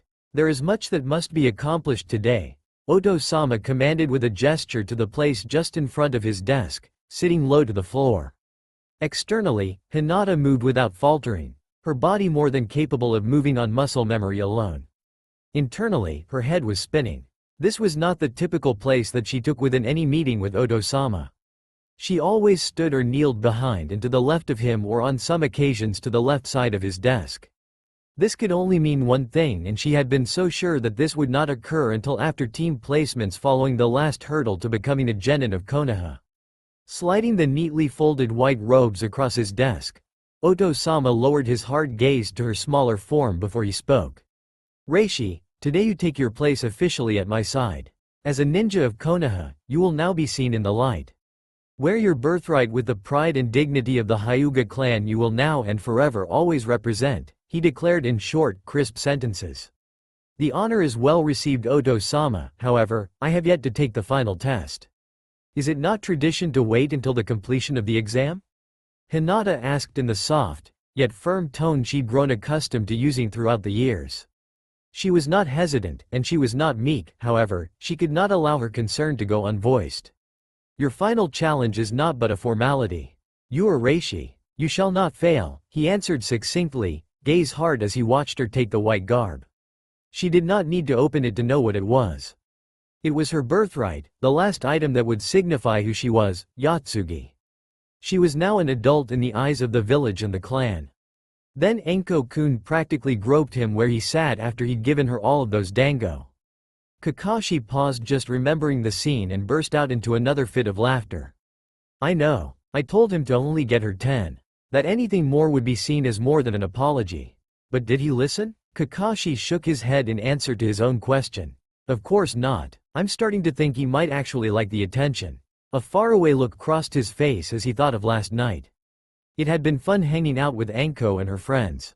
While not technically that much younger than himself, they felt a worlds away. They vibrated with an energy that was lucky enough to not have seen the worst of the world's toughest battles. War, death and destruction ruled a shinobi's life, but it didn't really color your perspective until you reached his age. At least that's how it felt. So, Kakashi liked hanging out with the younger crowd. They were fun and filled with a fire his generation was slowly losing. While he'd only just recently added Iruka-kun to his short list of friends, he was more than glad that he had. Though he'd only thought to engage the younger man in conversation because his fair treatment of Naruto-kun had warranted it, he'd come to appreciate the man for his own merits. The reason he'd thought to befriend him no longer mattered. What mattered was for the first time in a long while he felt young again, filled with a renewed energy that he hadn't realized he'd been missing. For the first time in years, he was actually having fun. And that was especially true when Anko came around and brought her fellow kunoichi to hang with his newfound group of friends. From what he'd been able to gather so far in their numerous interactions, it seemed Kurenai-san was a bright and strong young kunoichi. It was just too bad Itachi-kun was taking a team this year. She'd have made a fine sensei. Hana-san was also very likely to make waves in the ninja world. From what he'd heard about her skills, he considered it a bit of a shame her talents were wasted as a veterinarian medic nin. Like many from her clan, she would have made an excellent hunter nin. But if that was where her passions lay, who was he to judge? From the buzz surrounding her, she was apparently the best veterinarian medic nin the village had ever seen. Either way, Anko-kun's friends were both very talented. I only wish Itachi-kun had been able to come, but I know he wanted to celebrate his little brother's graduation. So, I completely understand why he couldn't make it, and after today, there's no way he'll want to go out. Still, I think I should be able to get him out tomorrow night. I'll remember to tell you if the plan works, wouldn't want you to laugh at me too bad over there. Kakashi sobered at the thought of his long-dead friend. Obito-kun couldn't be here, and that was his fault. It was times like these when he wished it had been different. Obito-kun would have been a better honorary older brother to Naruto-kun. He would have known what to do and how to help him succeed. Somehow Naruto-kun had passed and that really had nothing to do with him, now he was going to train the boy. Could he make his sensei proud? Kakashi's somber moment only lasted a few seconds before he resumed his previous conversation as if no time had passed at all. Anko-kun's bet me I can't get him out to the bar. Until the new teams start, she doesn't think anything could tear Itachi-kun away from his team preparations. She's always underestimating me in these type of things. Just because I'm not on the interrogation unit doesn't mean I don't know how to get things done. Kakashi blinked his normal eye as light shined off the polished stone into his face. It's past noon already. Where does all the time fly? Guess I should make an appearance even if I already know how this meeting's going to go. Hopefully, I missed the boring parts. Waving to the memorial stone, Kakashi vanished in a swirl of leaves to appear outside of the Hokage's office. Go right in, Hitaki-san. They're waiting for you. There? Kakashi nodded in thanks, only slightly confused. Maybe he'd heard wrong. He only really expected the Sandame to still be here.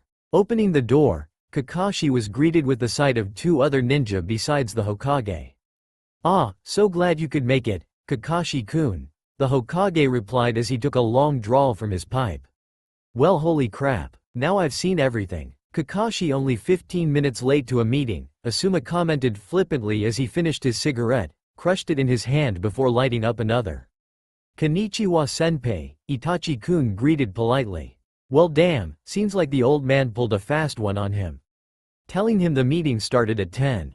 He should have seen this coming. Next time he'd have to be 3 hours late to avoid this situation. Kakashi briefly looked back at the door, his best exit, before the Sandame interrupted his thoughts of escape. Since you're all here, I see no reason to wait any longer. We all might as well get this over with. I don't see it taking that long. Alright, Asuma replied as he took a draw of his cigarette. How's this going to work? I heard we were one shy this year. You going to just pick a random? No need. The last graduate managed to sneak by on a technicality. Something like guy's kid? Asuma asked. Something like that, the Hokage answered cryptically. Kakashi had the full story about Naruto-kun's graduation.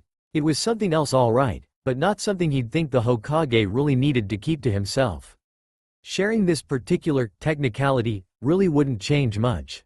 After all, it wouldn't take long before the whole ninja village was aware of the only genin to ever learn the Kage Bunshin no Jutsu. Of course, the Sandaime didn't seem to agree with him, as he continued without further explanation. The team arrangements will be as follows. Akamichi, Nara, and Yamanaka will reform the Ino-Shika-Cho formation. Aburame, Inazuka, and Koshi-san will form a reconnaissance team. And Haruno, Uchiha, and Uzumaki will form our versatile strategic team. Hokage-sama, I would like to respectfully request to teach the versatile strategic team. Itachi-kun appealed immediately. Poor kid wasn't going to like how this went down. Asuma laughed at Itachi-kun's request. You mean you want to teach your little brother? He would do well under the tutelage of a Sharingan user, not to mention Haruno-san shows a great aptitude for genjutsu in her files, and Uzumaki-san has already shown great potential with the Kage Bunshin no Jutsu, which I am the expert in its usage. All of these, I believe, make me an excellent choice for their sensei. Kakashi frowned at Itachi-kun's response. He had the best argument for Naruto-kun, but couldn't use it. Not to mention Itachi was his friend, so he couldn't bring up the slight that was his use of the Sharingan. Luckily he didn't have to do anything. I'm sorry Itachi-kun, but the Hyugas have requested you specifically to teach Koshi-san. Nevertheless, Kakashi-senpai has more skills better suited for reconnaissance. He would be a much better choice to teach Koshi-sama. Hokage-sama, you ought to tell him the truth, Kakashi interrupted. The Hokage gave him a questioning look, but didn't interrupt. I've already requested to be Naruto-kun's sensei. In fact, it was the only reason Hokage-sama could use to convince me to leave Anbu. Hokage-sama has already promised Naruto-kun to me. The Hyuga request just helps with this situation. No one moved at Kakashi's omission. It was partly true. He discussed the possibility of taking on Naruto-kun as a student. The Hokage had gotten him to agree to at least attempt to take on a whole team as a means of practice. Too bad it hadn't worked out that way. Or perhaps the Uchiha clan is again being slighted by its village. I'm sorry senpai, but my family will not accept this, Itachi softly asserted, his anger clear although his tone remained the same calm cadence he was known for. They must, as this is not up for debate. The Sandaime ended the conversation with a fierce warning tone to his voice. Asuma, do you have any problems taking on the Ino-Shika-Cho team? Nope. Good, then it's settled. Reform will go to Asuma, Recon will go to Itachi, and Strategic will go to Kakashi. You are all dismissed. Itachi-kun stormed out in the way only he could, deliberate but without haste, with Asuma right behind him, and Kakashi trailing a little after him. Oh, Kakashi, one more thing. Kakashi turned his head, but didn't slow. This team is not a suggestion. Pass them. If they deserve to be passed, they'll pass. Kakashi didn't wait to hear the Sandaime's response. He would find Itachi-kun tomorrow to make up for this team assignment mishap. Kakashi paused in mid-step as he prepared to shunshin away. He almost felt bad about what he planned to do, but this bet was worth it. Oh Kiba-kun, you're so strong, a busty redhead panted as she ran a slim hand down Kiba's chest. And handsome, her equally busty blonde friend added as she too added her hands into the mix.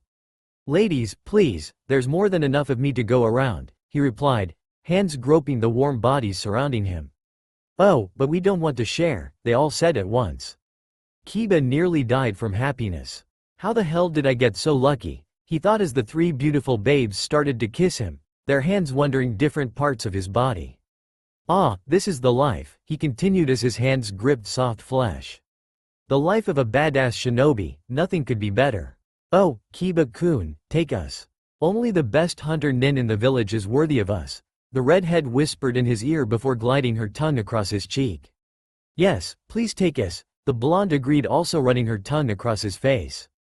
Oh yeah, this is getting good, he thought.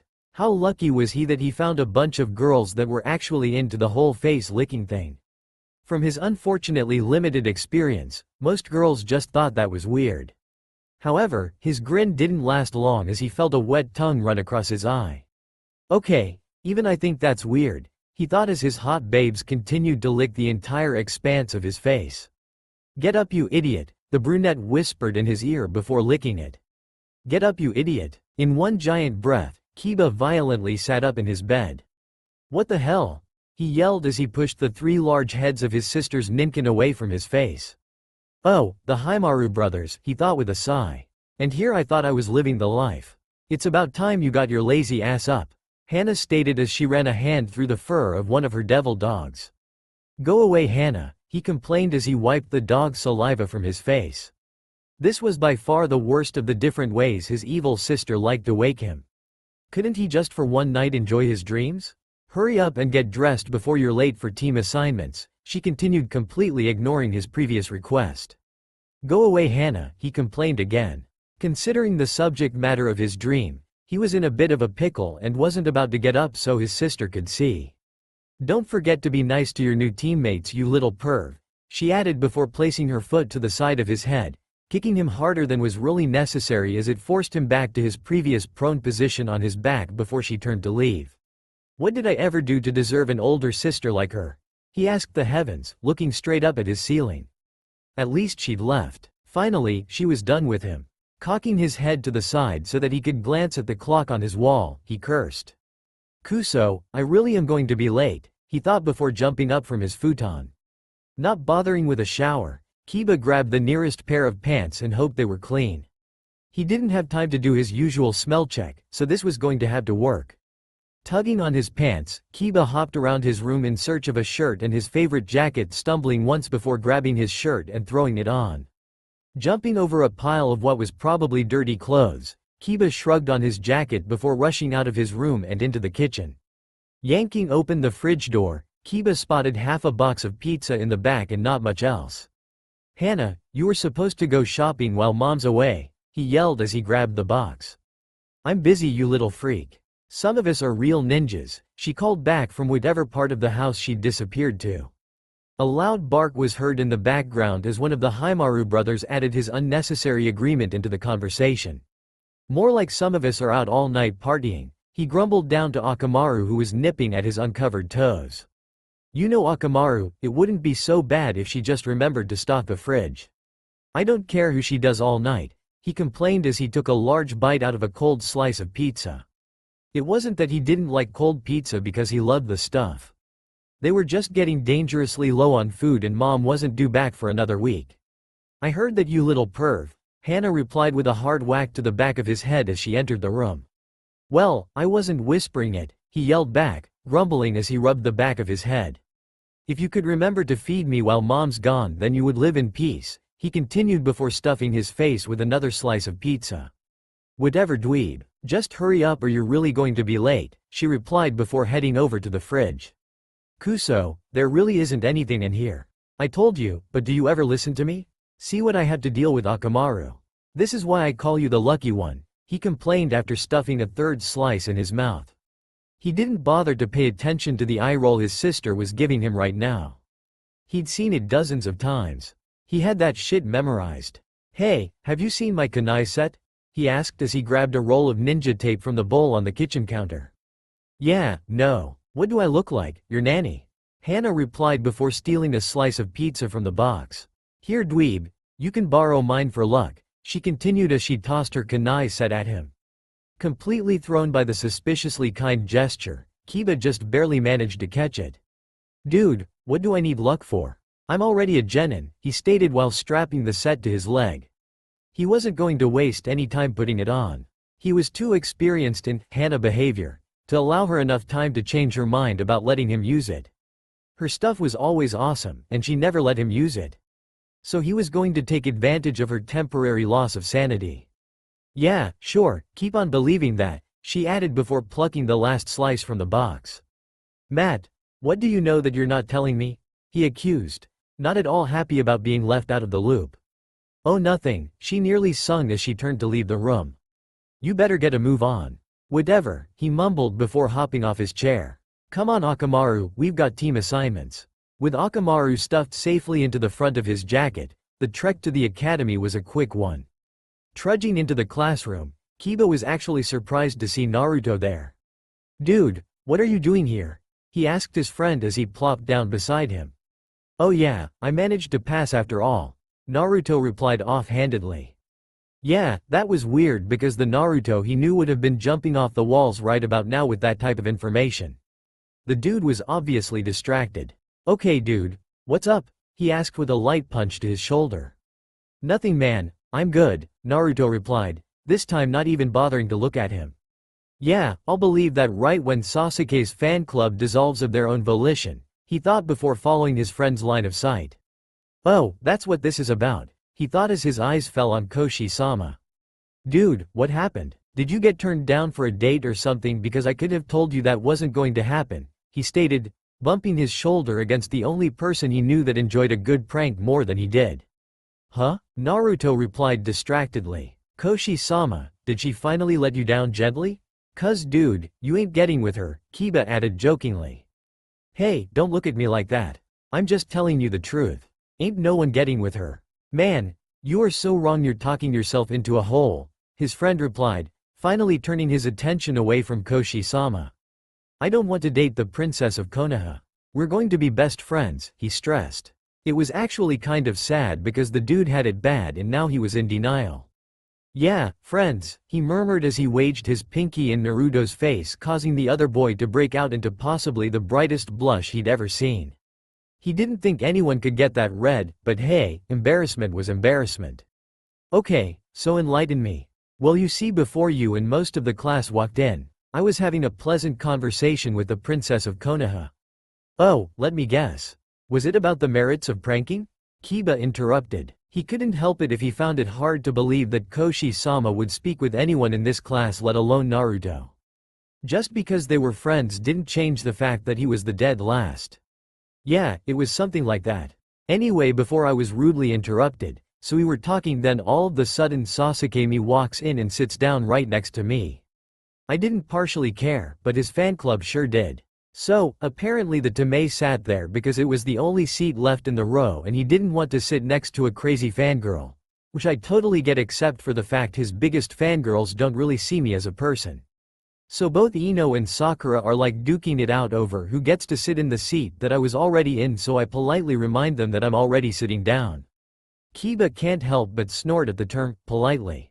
"Yeah, I'm sure yelling at the top of your lungs was polite," he thought before tuning back into his friend's story. "So we're getting louder and louder, and finally Iruka-sensei deems it necessary to intervene. And you know what he said? He said that no one would get to sit there. Something about the noise bothering the princess of Konoha, which was true, but I was handling it just fine," Naruto huffed as he finished his story. "So your problem is?" Kiba probed, still not 100% sure why his friend was so gloomy. My problem is I was included on the list of no one getting to sit there. I was there first. I still don't see why I had to move," he finished with a pout. "Yeah dude," he began, only to be interrupted by Iruka-sensei. "Alright class, it's been a wonderful year and I just want to." Kiba almost immediately blocked out the boring goodbye speech spewing from his sensei. Yeah, he got it. They were adults now. He was going to miss them. Blah, blah, blah, blah, blah. Could they just get to the team assignments? And Team 7 will consist of Uchiha Sasuke. Kiba watched as every girl in the classroom perked up at the name as he tuned back into the conversation. Well, that was every girl except for Koshi-sama. She just looked bored. Okay, so bored was probably the wrong word, but she was a Hyuga, so she was probably boring. Kiba chuckled at his own joke. Uzumaki Naruto. His friend's head popped up from its resting place on his desk as he looked over at Koshi-sama. His fingers crossed as he waited on the edge of his seat for the next name. And Haruno Sakura. Iruka-sensei finished the list to the loud cheering from Sakura, the deafening sound of boos from a majority of the girls in the classroom, and wait for it. Kiba turned his head to stare at his friend, frozen in abject horror. "No!" Naruto screamed, causing Kiba to cringe at the volume. But he couldn't be mad at his friend. His dreams had just been crushed. Damn, that sucks, he thought as Iruka-sensei brought the class back to order. Being on the same team as Koshi-sama is literally the only thing he's been talking about for the last 2 years, he continued as he tuned back into the team assignments. Your Junin instructor will be Hitaki Kakashi. Team 8 will consist of Aburame Shino, Inazuka Kiba and Koshi-sama. Your Junin instructor will be Uchiha Itachi. Team 9 will. Kiba was distracted from Iruka-sensei by a sharp push to his shoulders. Dude, what gives? He asked his friend. When he'd heard his name with Koshi-sama, he knew Naruto would be upset, but really? Pushing? Were they four? How did you do it? You knew I wanted to be on a team with the princess of Konoha, Naruto accused angrily. Man, I didn't do anything. I swear, Kiba replied honestly. Friends and family were important to Inuzuka's and he wasn't about to lose a friend over nothing. But how are we supposed to become best friends if we're not on the same team? He asked dejectedly. It was so weird seeing him that way. Naruto could be sad, but he never gave up. He had to do something. Dude, are you giving up? What? No, never. I will be the princess of Konoha's best friend, even if we're not on the same team. Believe it, Naruto announced loudly, jumping from his seat and disrupting the class in the process. And if you're done Naruto, I'd like to announce the last team? Iruka-sensei broke the awkward silence that had followed such a loud declaration. Nodding meekly, Naruto sat back down in his chair. Okay, as I was.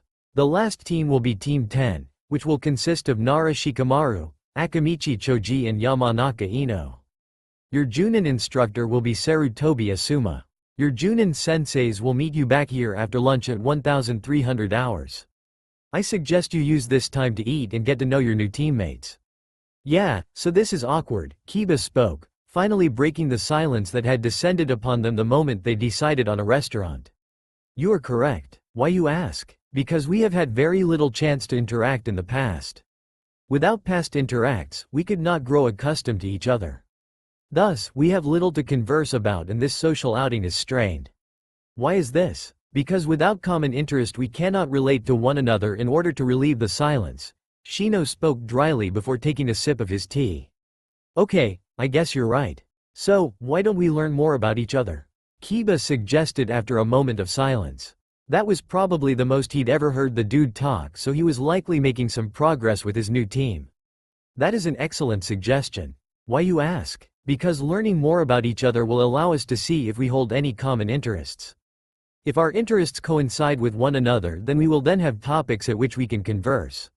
Thus, future interactions will be less strained. Shino agreed with him after setting down his cup. Yeah, so I'll start. Inuzuka Kiba at your service. I enjoy pulling pranks with Naruto and training with Akamaru here. He paused to point at his ninkin before continuing.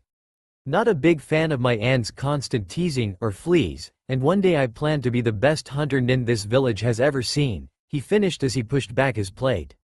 They'd all been done for a while now, so it wasn't a big deal. I am Aburame Shino. I enjoy entomology. Why you ask? Because insects are fascinating creatures. Because they are fascinating creatures, I enjoy learning more about them. Thus, I find them enjoyable. I do not like insectivores. Why is this? Because I find insects to be enjoyable. Because they are enjoyable, I do not like when they are harmed in any way. Thus, I do not like insectivores. For the future you ask, I plan to breed the ultimate Kakaichu. Why you ask? Because developing a new breed of insects will better benefit my clan. Because it will benefit my clan, I will be seen as a successful clan head. Thus, my future will have a successful conclusion. Kiba stared open-mouthed at his new teammate. Okay, yeah, this guy is definitely weird, he thought before shaking himself from his stupor and turning towards Koshi-sama. I am Hyuga Hinata, Yatsugi of my clan. I enjoy gardening, I dislike disorder, and I will be the most successful clan head the Hyuga clan has ever had. She spoke, her tone even and rather lifeless at least to his ears, but she was a Hyuga so it wasn't all that strange. Although, Kiba did had to hand it to her, she was succinct and to the point. Clearly confident in herself and her abilities. Well, okay, I guess that's a start, he began while sliding from his seat. We should probably head back so we can meet our sensei. The walk back was as quiet as the trek to the restaurant, leaving Kiba to believe that if this team was going to work, he was going to have to make it work. He could do that. As strange as his teammates seemed, his instincts were telling him that they were good people. Like his mother always said, trust your instincts first and foremost. Thankfully, they didn't have to wait long as their new sensei was more than punctual. In fact, he was 15 minutes early. It was a good thing they'd gotten back so quickly. He would have hated to be late to their first meeting with their new sensei. Although his timing gave Kiba pause. He sure hoped his sensei was just over-eager because he didn't want to start arriving early to things. Team 8, please follow me. Uchiha Itachi called for them as soon as he entered the room. Hopping out of his seat, Kiba along with his two teammates followed the pale man outside to the front of the building. Kiba stared absent-mindedly at the red Uchiha clan symbol on the back of his blue flak jacket. The red and white symbol covered partially by his new sensei's long hair. Bound in a low ponytail, Kiba thought that his sensei made long hair actually look cool. It was so cool in fact that Kiba briefly toyed with the idea of growing out his own hair as they walked. Zoning out as he imagined if his wild hair would be totally badass long or just a hot mess, Kiba was brought from his thought as they stopped, a little over a block away from the academy gates. Kuso, Kiba internally cursed after seeing how far they'd gotten without him really noticing. He really needed to pull his head out of his ass. He was fucking shinobi of the leaf now, and he needed to start acting like one. I am Uchiha Itachi, and as your Junin instructor, you may call me Itachi-sensei. I assume that you used your lunch break wisely to get to know your new teammates, so I will not waste your time with introductions. He began without preamble, his dark three-tome eyes staring, pinning them to their spots momentarily before it returned to normal. It was gone so fast Kiba wasn't sure he'd actually seen it, but that gaze was unforgettable. Before we may begin as an official team, you have one more test to pass. Matt, Nanda? I thought we were already genin, he interrupted, more outraged that Hannah didn't bother to tell him this little tidbit than the fact that there was one more exam to pass. I knew she was hiding something, he raged in his head. You are correct in the fact that you are now genin, however, in order to move forward as field-rated genin so that you may begin receiving missions you must pass my test.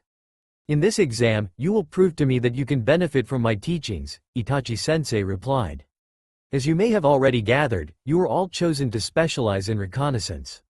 Under my tutelage you will excel in the arts of espionage, tracking, retrieval and information gathering.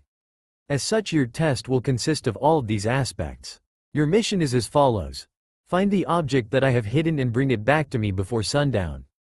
As I do not expect any of you to be perfect, I will give you one piece of advice. Reconnaissance specialist must always use discretion when tackling a mission. As there are 3 of you, I will now allow you 3 questions. Shaken, Kiba felt like his head was going to explode. What kind of test was this? He hadn't given them any real information. He was just about to give Itachi-sensei a piece of his mind when he thought better of it. He may not have understood what was going on, but he had 2 geniuses for teammates. So, he glanced in their direction to see what the plan was. Koshi-sama removed her hands from her white outer robes to smooth out the non-existent wrinkles while glancing over to Shino, who in turn pushed against the bridge of his glasses to readjust their fit on his face. Okay, so maybe they don't know what they're doing, he thought at seeing their utter inaction. It looked like this was going to be up to him. Of course, just as he was about to ask his question Koshi-sama spoke. Itachi-sensei, would you please give us the object specifics? To be more precise, the exact dimensions to include radial approximations, exact weight as well as all reactive elements. Clever, Kiba thought as his confidence in his teammates was restored. She managed to get 3 important facts out of one question. I don't know how I'm going to top a question like that, he thought as he nodded in approval. Radius. 2.50 centimeters. Length. 16.50 centimeters. Diameter. 5.00 centimeters. Completely unrolled height. 45.65 centimeters. Weight. 0.25 kilograms. Reactive elements as follows. Fire, water, earth and unrolled form only, Itachi-sensei stated calmly as he waited for the next question. Itachi-sensei, have you come into contact with the object within the last 6 hours? Koshi-sama asked without hesitation. Okay, I thought we'd all get a question, but whatever, he thought as he waited for Itachi-sensei's response. It looked like Koshi-sama had a plan and he wasn't going to get in the way of that. Hi, he didn't bother to elaborate. It didn't look like he was going to give them anything more than they asked for. Itachi-sensei, may I borrow a kunai for this mission? I seem to have forgotten my own set at the Hyuga compound. Kiba frowned. Now why would she waste a question on that when either one of her new teammates could have loaned her one? Okay, so maybe Koshi-sama's not as smart as I thought she was, he thought as he stared confused. Hi, Itachi-sensei answered simply, not at all bothered that she'd come unprepared. Fishing a kunai from his pack, he handed it over to her before turning to leave. Matt, aren't you going to tell us where to find you? Kiba asked. How did he think he was getting his object back if he didn't tell them? That would be a fourth question, Itachi-sensei stated without look back at them. Well, damn, Kiba thought before turning back to his teammates. Why would you waste a question on Kunai when we could have asked something better like, I don't know, where to find the damn thing or where to find him? He asked angrily. What was up with her? If I may, Koshi-sama? Shino asked politely, ignoring Kiba as he began to steam with anger. Koshi-sama nodded in his direction and Shino turned back to Kiba. Itachi-sensei said we could ask him 3 questions, however, he did not say he would answer 3 questions. Why is this important, you ask? Because if we had attempted to ask him questions he was very unlikely to answer, then we would have wasted a question. Thus, Koshi-sama did not ask those questions. Okay, well, why the kunai? Kiba asked. He could understand why they couldn't ask certain questions, but still, that seemed like a waste. It was necessary for the plan. Why, you ask? Because an article of clothing would have been too much. Itachi-sensei would have been unlikely to give us a piece of his clothing. Thus, we asked for something smaller of which he was more likely to part with, Shino answered. However, his answer really didn't help much. Just tell me the damn plan. I don't even know how you're both in on it when I haven't got a clue about what you're even talking about, he complained, hands shifting through the messy hair under the hood of his jacket. Inuzuka-san, the plan is simple. We will retrieve the object and bring it to Itachi-sensei, Koshi-sama explained, but of course she wasn't any better than Shino. Okay, but how are we going to do that and why did you need his kunai? Kiba nearly begged for the answer. He was really going to have to work on their communication skills. It needed to be a 3-way street, not a 2-way. You and your ninkin will use this kunai to familiarize yourself with Itachi-sensei's scent. We will then follow your lead to track down the location of the scroll. Once the scroll is in our possession, Aburame-san will lead us back to Itachi-sensei's location, at which point we will need to come up with a plan that will allow us to discreetly deliver the scroll to Itachi-sensei, she finally explained. Oh, okay, that seems simple enough, Kiba replied, nodding in agreement until something finally occurred to him. Matt, how is Shino going to lead us back to Itachi-sensei? He didn't tell us where to find him and his scent is likely to be all over the place, so he'll be almost impossible to track that way, he asked, still a little confused on when they had time to plan this. I was able to plant one of my female Kakaichu on Itachi-sensei before he left. Why did I do that, you ask? Because the male Kakaichu can track the location of female Kakaichu. Thus, I will be able to quickly ascertain Itachi-sensei's location, Shino answered quickly. Yeah, but how did you know to do that?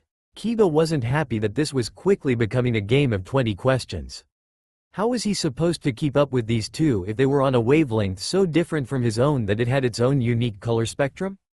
Koshi-sama asked me to. Why, you ask? Because I believe she was already aware of my clan's abilities. As such, she used that information to develop this plan. Thus, why I placed the female Kakaichu on Itachi-sensei. But they hadn't said anything, he thought with a pout. He felt worlds behind his teammates and they hadn't even done anything yet. Then suddenly he remembered. Oh, the whole smoothing wrinkles that aren't there and fixing the glasses. Okay, I get it now, but after this we're going to work on your communication skills. Now, hand me that kunai, Kiba replied happily. Finally, he understood what was going on. It made sense, he'd probably missed a quick hand sign or two. He was just going to have to watch his teammates closer. Clearly, every movement they made was meaningful, at least during a mission. Hinata followed closely behind Aburame-san as they traveled from tree branch to tree branch.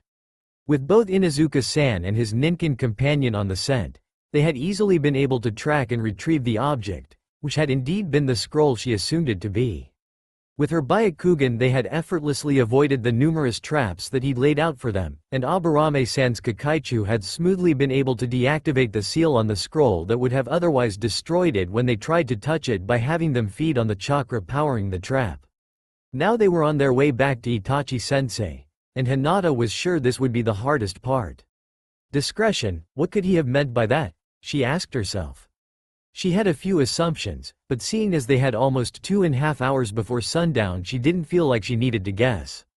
They would all find out when they got there. Soon his message was clear as Inuzuka-san read the name of the establishment that currently housed their sensei. The Red River. Why do I know this place? Inuzuka-san asked aloud. It is a bar. It seems we have a problem. Aburame-san began as he turned to look at Inuzuka-san directly. Why you ask? Because this bar only serves to chunin and above. We are genin. As such they will not allow us entrance. Thus, we have a problem. Oh, now I remember why I know this place. This is the bar my aunt goes to all the time, Inuzuka-san replied. Given his complete disregard for Aburame-san's statement, he'd likely not been listening. Wait, his sister frequents this establishment often. Hinata internally smiled. She had a plan. Inuzuka-san, can you contact your sister? Hinata asked as she began to move away from the building. Itachi-sensei did say that discretion was the key to reconnaissance specialists. Yeah, sure, actually I think she's in there already. Why? He questioned as he followed along with Aburame-san. I have a plan, she answered simply. Entering the bar in front of him, Akamaru was on a mission. His first solo mission in fact, so he wasn't willing to fail. Dodging the footsteps of the humans above him, he made his way to his uncle's. Scroll carefully held in his mouth, he was more than ready for his appointed task. Only mildly distracted by the smell of the rare steaks and sake placed before his uncles, Akamaru didn't hesitate to approach them. The Haimaru brothers, Hisagomaru, Hazukimaru, and Hiranmara, were so named because his humans couldn't always tell the identical triplets apart. After all, it was extraordinarily rare for their breed of ninkin to be born as triplets. Akamaru thought it was fate because they'd been destined for the heir of the clan, and Hana Nichan was extremely extraordinary. It was only fitting that her ninkin companions also be just as amazing as her.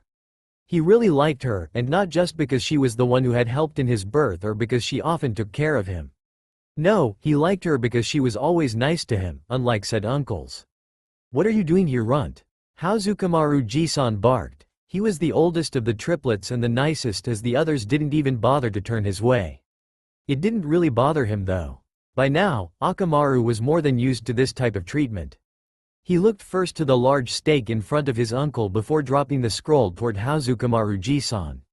He needed to get this right so that his uncles didn't get too suspicious and not agree to help. Ji-san, my new sensei forgot his scroll. Could you give it to him? I'm not quite big enough to reach him. Not to mention you're not allowed in here. Hazukimaru Jisan causally replied as he took a healthy lap at his bowl of sake. Please, Ji-san, we don't want to start off on the wrong foot with our new sensei. You understand, don't you? Akamaru gave Hazukimaru Jisan his best puppy dog look, which would have worked wonderfully on Hana Nichan, but was always a hit or miss with his uncles. Don't pout at me, runt. Save it for Kiba-kun. Hazukimaru Jisan got up from his laid-down position, causing Hisagomaru and Hiranmara to fall off him. His uncles all stood up, dwarfing him as they shook out their fur. Hazukimaru Jisan snapped playfully at his small body as he moved to pick up the scroll. Run along, pup, we'll get this to your sensei. Akamaru dodged Hisagomaru and Hiranmara as they too snapped at him.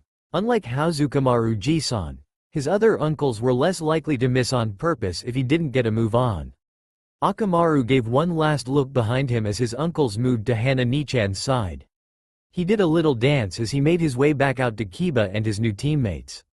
His part of the mission was complete. Yata, I suppose I can't be all that upset that I wasn't given a team this year. Not with Hitaki-senpai and Itachi-senpai both stepping down from Anbu to take teams. Not to mention Asuma-san coming back from the daimyo's service to take a team as well. There was basically no chance of me getting one this year. Still, I was really looking forward to it, Kurenai complained as she took a sip from her drink. Oh, cheer up, Kurenai-chan. I'm telling you, you really dodged a bullet on that one. Who would want to be strapped to a bunch of snot-nosed brats when you can be strapped to something else? Anko-kun replied as Hana watched her eye out the chunin, Uruka-san if she remember correctly, sitting at the bar. This was only his 5th time joining their little group and Hana didn't think he really knew what he was getting into with Anko-kun. Anko, you'll sleep with anyone who gets you dango. Give the man a break, Hana replied as her eyes flicked back over to her ninkin. By the looks of it, they were done with little Akamaru. She wasn't sure why the pup was here interacting with the Haimaru brothers, or really just Hazukimaru, but she was sure she'd find out soon enough. Well, if he didn't like it, he'd stop buying me dango, Anko-kun shot back. leaning heavy on her elbow as she swallowed her saucer of sake in one gulp. Still, Anko-chan, you don't have to be so public about it, Kurenai replied, cringing at the memory of Anko-kun's last very energetic display of gratitude. Really, Kurenai should be used to Anko-kun's eccentric behavior by now. They'd all been friends for years. Her ninkin made their way to her as Anko-kun replied. Just because you're not going to act on your feelings, doesn't mean I'm just going to sit here and pine. I'm not pining for anyone, Kurenai denied adamantly, although we all knew that was a lie. Ah, Kurenai-chan, you're so cute, Anko-kun replied as she leaned closer and draped herself around their friend. Anko didn't bother to hide the movement of her hands, which were firmly gripping chest. But you got to loosen up a little like me and Hana-chan, she continued as her groping hands moved across the poor girl's body. Hana shook her head at Anko-kun's actions and the small sounds of protest escaping Kurenai's mouth as she rubbed the heads of the Haimaru brothers and took the offered scroll. The pups need you to give this to their sensei, Hisagomaru barked as he pushed Hazukimaru out of the way to get closer to her. Hiranmara pushed Hisagomaru out of the way as he added his own 2 ryo into the conversation. Says their sensei dropped the scroll, and they want to give it back to him before they go home. Hazukimaru snapped at his younger brothers as he moved his head back into Hana's hand. It is likely part of their genin exam, Hana-chan. Thanks guys, Hana stated, giving all 3 a rough pat on their sides before getting up from her seat. Anko-kun, stop molesting Kurenai-chan. Let her keep her innocence.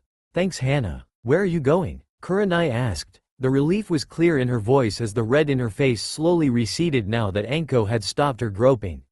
Hana grinned widely. There are men here and I've got an itch that needs scratching. Hana moved to the group of shinobi currently at the bar with Anko and Kurenai not far behind. While they had recently been hanging out with Kakashi-senpai, Uruka-kun and Itachi-kun, Asuma-senpai seemed to also be with them today.